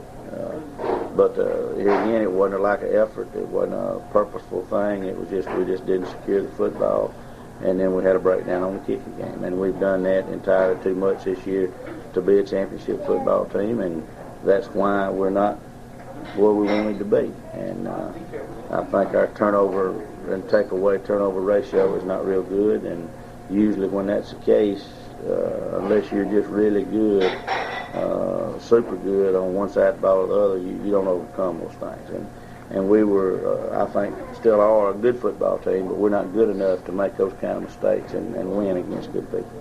Well, one of the things for Newton in the first play of this game, the opening kickoff, Alex Watley took it, then fumbled the ball and gave it back to the Broncos. And here's a team in Newton coming off of the Shiloh game looking to establish something and missed it on the first play. Did that have a real psychological effect? Well, I'm sure it did. You know, it lifts them up, and it just puts you back down because you're already a little shaky because of the Shiloh loss after you played your guts out and done everything that you knew to do. And all of a sudden we fumble and they score, and we say, oh my goodness, you know. And so I'm sure it gave us doubt and gave them confidence. And in doing that, it may have brought on some other things later on too. But we've played like we were kind of in shock the whole first half. And in the second half, we settled down, came back out. And I don't think they had very much yardage the second half. We pretty much shut them down except for 2 or 3 first downs. And then, you know, they had 2 or 3 drives where they had 2 or 3 first downs. But second half, primarily we just, except for the one big mistake, we played probably more than even terms. So, but you can't go back and, you know, take back mistakes. They're just there, and you got to deal with them. And we haven't been a team that's dealt with them with big mistakes very well this year either. And I'm not downing anybody. I'm just saying we've got to go back to the drawing board, and hopefully the rest of the year and in the future we can do a better job of securing football and doing some of the things. Kicking game's been a big disappointment to me in the fact that we've given up really 2 touchdowns on the kicking game and on the return game, and had a punt block, 2 punts blocked, 1 for a touchdown, 1 for a setup. So, you know, we just had things happen to us that's not supposed to happen, and it goes back to coaching, it goes back to performance, and we've just got to do a better job and get better at those things if we ever expect to be a championship team. When the Rams fell behind, the one thing that they did go to, and pretty effectively, was the passing game. Richie Clary almost broke 250 yards passing. 15 out of 33 and had several drops, or else he might have been well over 300 yards. So were you impressed with what you saw, and does that help you maybe for the next couple weeks? Well, we know that against the really good defensive football teams, we have a hard time running football because we're not an overpowering type football team. We're a team that's got to scratch and claw, and Jonathan's a small, quick back that's got to have little seams, and he can make you look bad if you get started, but the good teams don't let you get started. And so we haven't been able to run football very well against good football teams. And with that in mind, our passing game has to carry us. And our passing game, on occasion, has not been good enough to carry us. Friday night, our passing game was good enough for us to get back in the football game had we caught the footballs that we should have. So and I thought Richie had a really tremendous game. Danny Cisco had a great second half. And we moved the football and had 2 more chances, maybe 3 to score. So it wasn't a one-sided game, even though the score was one-sided. But what we've got to do is we've got to be more balanced. We've got to be able to run football better, and then we've got to continue to improve the passing game, because against Parkview, we're going to have to throw the football to have a chance. Well, we'll talk about the Rams' last two games of 1995, specifically senior night against the Berkmar Patriots, when we come back. This is the Newton Ram Tailgate Show here on WGFS AM 1430. Okay, second segment with Coach Cook for senior night against the Berkmar Patriots for November 3rd, 1995. 3, 2, 1. Welcome back to the Newton Ram Tailgate Show. We've been talking with Jack Cook, the head coach of the Newton High football Rams. We've spent plenty of time on the Brookwood game. Now time to concentrate on tonight's senior night game against the Berkmar Patriots. This is the Rams' last home game this year. Last chance for a lot of folks to play in their lives, really, in front of the home crowd, and a chance for some seniors to show for one last time the strides that this program has made the last few years. Well, we hope that our kids will do that, not just for the program, but for themselves, because most everybody that plays for us plays for the memories and the recognition and just the fun of going out there and competing. And a few of them will get a chance to go to the next level. And most of our kids every year are going to be playing and be good high school players, we hope, and have good memories and make friendships and have some bragging rights to talk about when they come back for reunions later on. And we hope that they'll also at the same time represent the community and the school and their families like upstanding young people. And I think for the most part our guys have done that to their seniors this year. They've been a part of 3 winning seasons and playing for all of it last year. And an opportunity to, we thought, do a little better this year. We've had some adversity and hurt ourselves this year, and I credit our kids for keep coming back and playing hard, and that's what I want them to end up doing. I want them to have a winning season at home, have a winning season overall, and then go over and play the number 2 ranked team the very best that we can. And if we do that now, that's the honorable way to end up a tough season when you haven't reached all your goals. And some of the goals, we talked about the winning season and the chance that the Rams will have in the last week, but also here in this game, we may see a couple of milestones reached. The first time in your coaching career here at Newton County, I believe we'll see our first 1,000-yard rusher in Jonathan Price tonight. He'll need 35 yards to do it. I think safe bet that he can pick that up. We also, before the year's over, might see Richie Clary pass for 1,000. So we've had certainly some talented individuals make a lot of contributions this year. Well, we certainly have, and we changed offenses because of the talents of some of these young people, and I'm not making excuses, but when you change, totally change any part of your football team, sometimes it works out real good and everything goes smoothly, and then other times you got some rough edges that you got to work out. And I think we've been kind of like a water faucet this year on offense. We've made some adjustments. We've had some really fine efforts, and then other times the wheels kind of came off. And so I think it's a lot of frustration there, but there's been a lot of good performance and a lot of excitement there too. We've made some games exciting and got back in football games this year where we probably couldn't have, running the wishbone and doing the things that we have done. So we're hoping to just, we've got to continue to develop the offense into some continuity and some consistency. And if we get that, we think that the system will be okay. We just got to fit the young people into it as we're able to do so. And we're proud of some of the accomplishments that we've made. Defensively, we've played well enough probably to win, all our games except maybe one. And offensively, we've played well enough to win 5 and probably could have won 1 more. But what we've got to do is just try to finish out as getting better. If we can do that, then it'll be a credit to our young people. And that's our goal, just try to get better this week, try to come off 2 tough losses with a big win against a team that we should defeat. You can say that, all you want to, everybody's tough, but this football team that we're playing has struggled worse than we have, and if we played our capability, we're supposed to win the football game, and that's what I want our kids to go out there and win the football game, have a winning season, and then regroup and make that run at Parkview with everything we've got. And if we can do that, then I think they can feel good about themselves, and we can feel good about the season, even though it will still be some disappointments. Well, Coach, hopefully the first step of that will happen tonight if the Rams can beat the Berkmar Patriots, which we're certainly going to be looking forward to tonight. And we'll look forward to speaking to you for it'll be the last time in 95 next week. Kevin, we appreciate what y'all do, carrying us and having the shows in the morning and having the tailgate shows. appreciate all the folks that sponsor the situation, and especially Shoney's that lets us come in there and pig out every Friday morning. And but we appreciate you and the big dog and everybody that's had anything to do with the broadcast. And hopefully it's been entertaining to some of the people that maybe can't get out to the games all the time. And hopefully we'll be able to continue doing it with 2 schools in town and continue giving folks good football and a lot of excitement on the radio. Well, another person who's been a big part of Ram football is Todd Q. Chapman, and he'll be up next, and he'll bring us the Region Roundup. That's coming up next right here on WGFS AM 1430.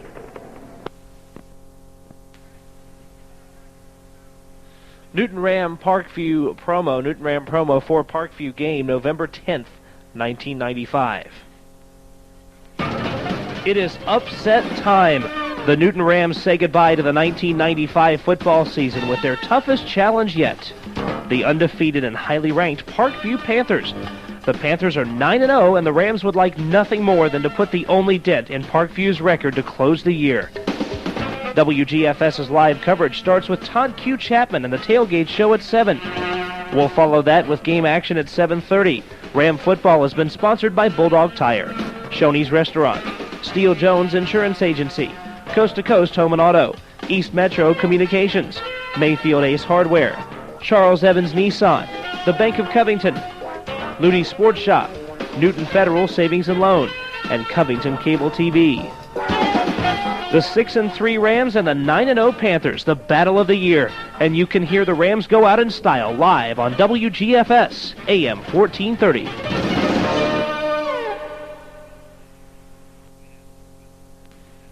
Segment 1 with Coach Cook for Parkview game, November 10th, 1995.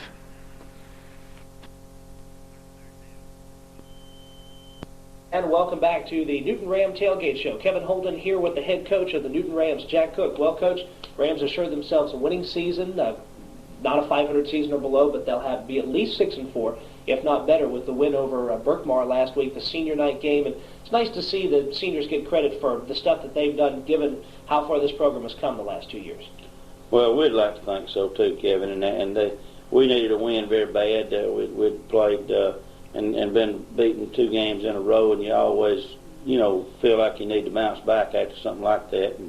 And our guys not having a lot to play for except the pride of having a winning season, we were real concerned going in whether or not we would perform. And I thought the kids played very hard and executed fairly well. We'd hadn't had the greatest practices in the world that week, and I thought we did really well considering, we'd kind of had our guts torn out for 2 weeks in a row. So, when you lose the chance to go to the playoffs, it takes a lot away from your steam, especially if that's been your primary goal all year long. So I'm proud of them in the fact that they came back and played that last home ball game like a decent football team. And the defense playing well at home again, as they were so famous for doing several times the last 2 years. What were your impressions of the defensive game the Rams played? Well, I thought we played our usual get after it style game. I mean, we've played extremely good defense on occasion at home, and I think really the only time that we were really hurt defensively at home that bad was with Mount Zion in their passing game, and they did a tremendous job against us. And other than that, I think our defense played well pretty much every game. Brookwood being maybe a little bit of an exception. We were a little flat, but we also had a lot of turnovers and a big kick return that put our defense in bad holes. So, overall, they've played good football and got after folks pretty well all year. And I think that, we've got decent athletes on defense, and I think we'll be a good defense in the future. I think that's something that we've got to do to give ourselves a chance to win. And I think when we work a little harder and I do a little better job of the kicking game and offense gels into being something that's second nature and not something that we're having to learn and adjust to each week, I think we're going to be I think we'll be a really good football team again next year. Well, we've continued to see significant strides, and now, Coach, one of the things we need remaining is to get Mother Nature to help out. Do you think we'll ever see good weather for a home football game? Well, we've had good weather this year, with the exception of Berkmar raining up to a little afternoon, but it was muddy, but it wasn't wet, so we're tickled we've had pretty good weather this year compared to last year and the year before. So weather we can't blame anything on, and we look like we're going to have a good crisp night, so really I guess except for Brookwood, we've got a pretty lucky year with the weather. Well, we're going to get into a game that hopefully the weather will stay clear for, and that's the Rams and Parkview Panthers. We'll talk about that next. It's the Tailgate Show right here live on WGFS AM 1430. So we always have. Okay, this is segment 2 with Coach Cook for the Parkview game for November 10th, 1995. Coming up, 3, 2, 1.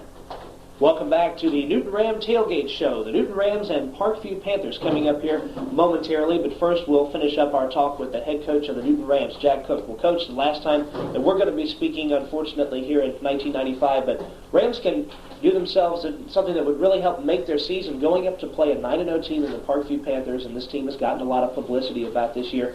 But I'm sure that the Rams, coming off of momentum from last week's game against Berkmar, have a little upset on their mind. Well, I hope our kids do, but I want to say this in all sincerity. Parkview is possibly, I think their ranking is well deserved. They're a tremendous football team. They have 4 youngsters that have started for them 4 years, and they've got probably a class of 20 kids that have been together since 8th grade, and then they've got 2 or 3 others that have moved in and made them a pretty good class of athletes. They had a lot of tragedy about 3 years ago with their coach being killed, and Cisco was an assistant and got promoted up, and he's really done a tremendous job, he and his staff, of making, like the newspaper article said, tragedy into triumph with this group of young people. And you have to have your hats off to them for how well they've played, and especially this year. They've had a good football team for 45 years. They were in the playoffs in 92 and didn't make it in 93, but they were there again in 94 and then this year. So you've got to give them credit. They've got a fine program right now, and I think their ranking's well deserved, and we have all the respect in the world for them. And we know it'll be an uphill battle. To be honest with you, they're probably a better football team than we are. But Florida State's probably a better football team than Virginia too, but they weren't that particular night. So what we're hoping is they'll take us a little light and be a little lackadaisical, and maybe something bad will happen to them, something good will happen to us, and it might get our kids steamed up. And I think our young people are very capable of winning a football game. If something good can happen to them, something bad will happen to them, something good will happen to us, and it might get our kids steamed up. And I think our young people are very capable of winning a football game. If something good can happen to us, and we can be confident and go over there and play to our very best, and then maybe Parkview won't play quite to their best, and if that happens, then the upset could happen. This is the first time that the Rams will be going to Parkview in quite a while. Parkview's been in our sub-region now for 2 years, and so it'd be the first time, if I'm not mistaken, in this decade that the Rams have gone to Parkview High School. Is there anything special you do to prepare a team to go to a place for the first time? Well, no, not really, because a road game's a road game. We've just got to go over there and try to play. You got different circumstances, different atmospheres.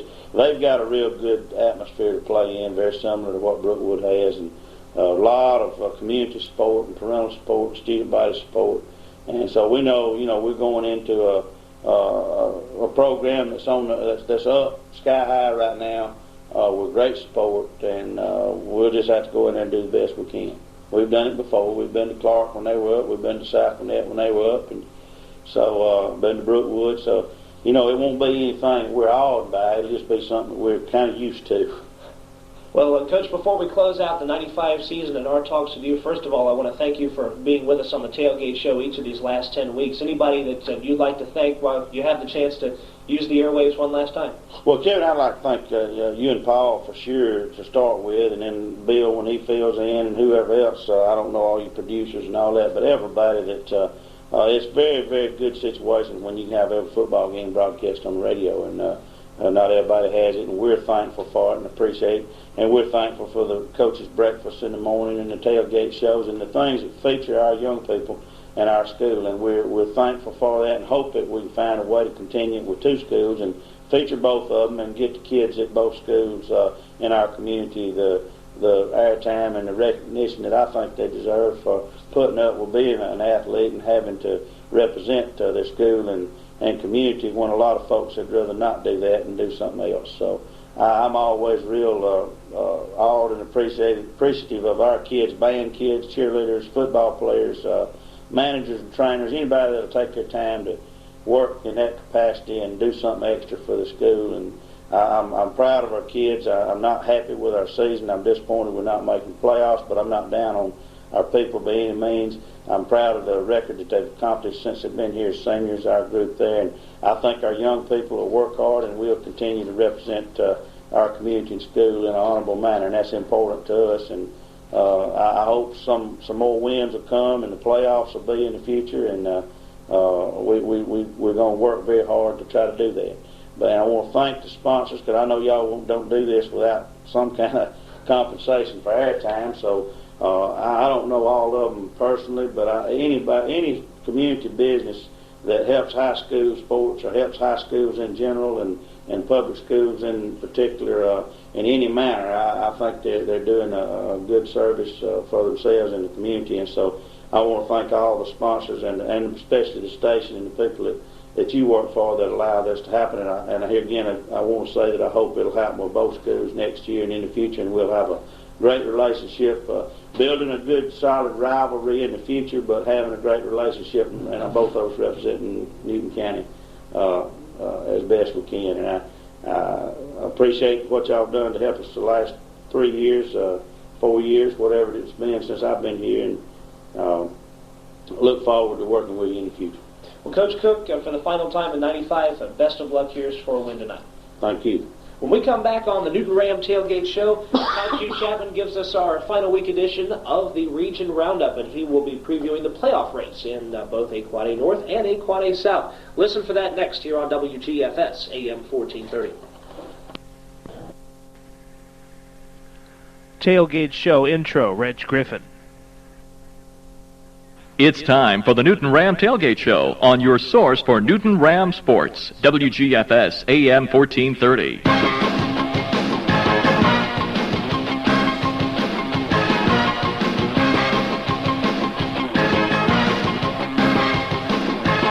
Stay tuned for the inside scoop on Newton Rams football. Coming up, an in-depth look at tonight's game, a talk with Rams head coach Jack Cook, and a check of all the action in Region 8 Quad A.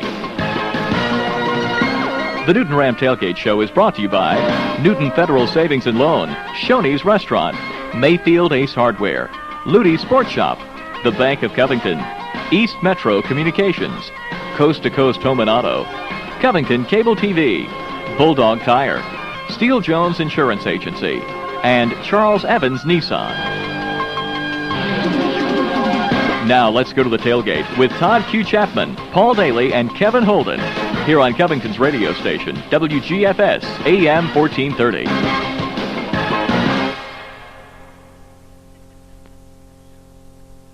Tailgate outro, Reg Griffin.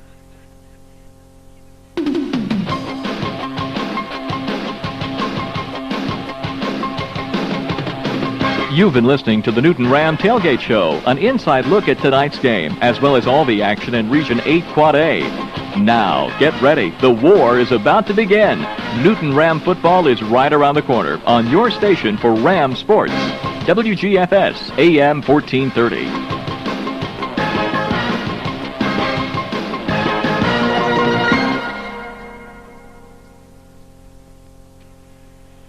Newton Ram football game intro, Reg Griffin.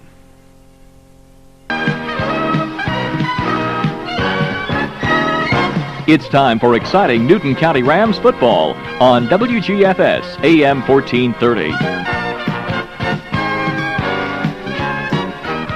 Ram football is brought to you by Bulldog Tire, Coast to Coast Home and Auto, Covington Cable TV, Newton Federal Savings and Loan, Mayfield Ace Hardware, the Bank of Covington, East Metro Communications, Luty's Sports Shop, Shoney's Restaurant, Steele Jones Insurance Agency, and Charles Evans Nissan.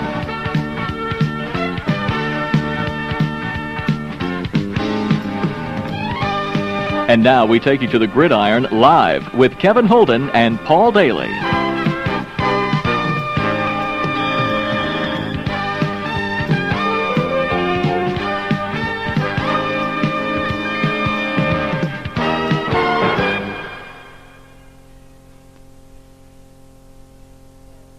Newton Ram football game outro, Reg Griffin.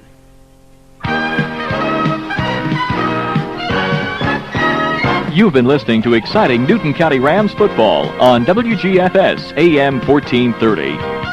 Ram football on WGFS is brought to you by Bulldog Tire, Coast to Coast Home and Auto, Covington Cable TV, Newton Federal Savings and Loan, Mayfield Ace Hardware, the Bank of Covington, East Metro Communications, Luty's Sports Shop, Shoney's Restaurant, Steele Jones Insurance Agency, and Charles Evans Nissan. The executive producer of Ram Football is Todd Q. Chapman. Join us again next Football Friday for live coverage of Newton Rams football. You'll find it only right here on Covington and Newton County's sports leader, WGFS AM 1430.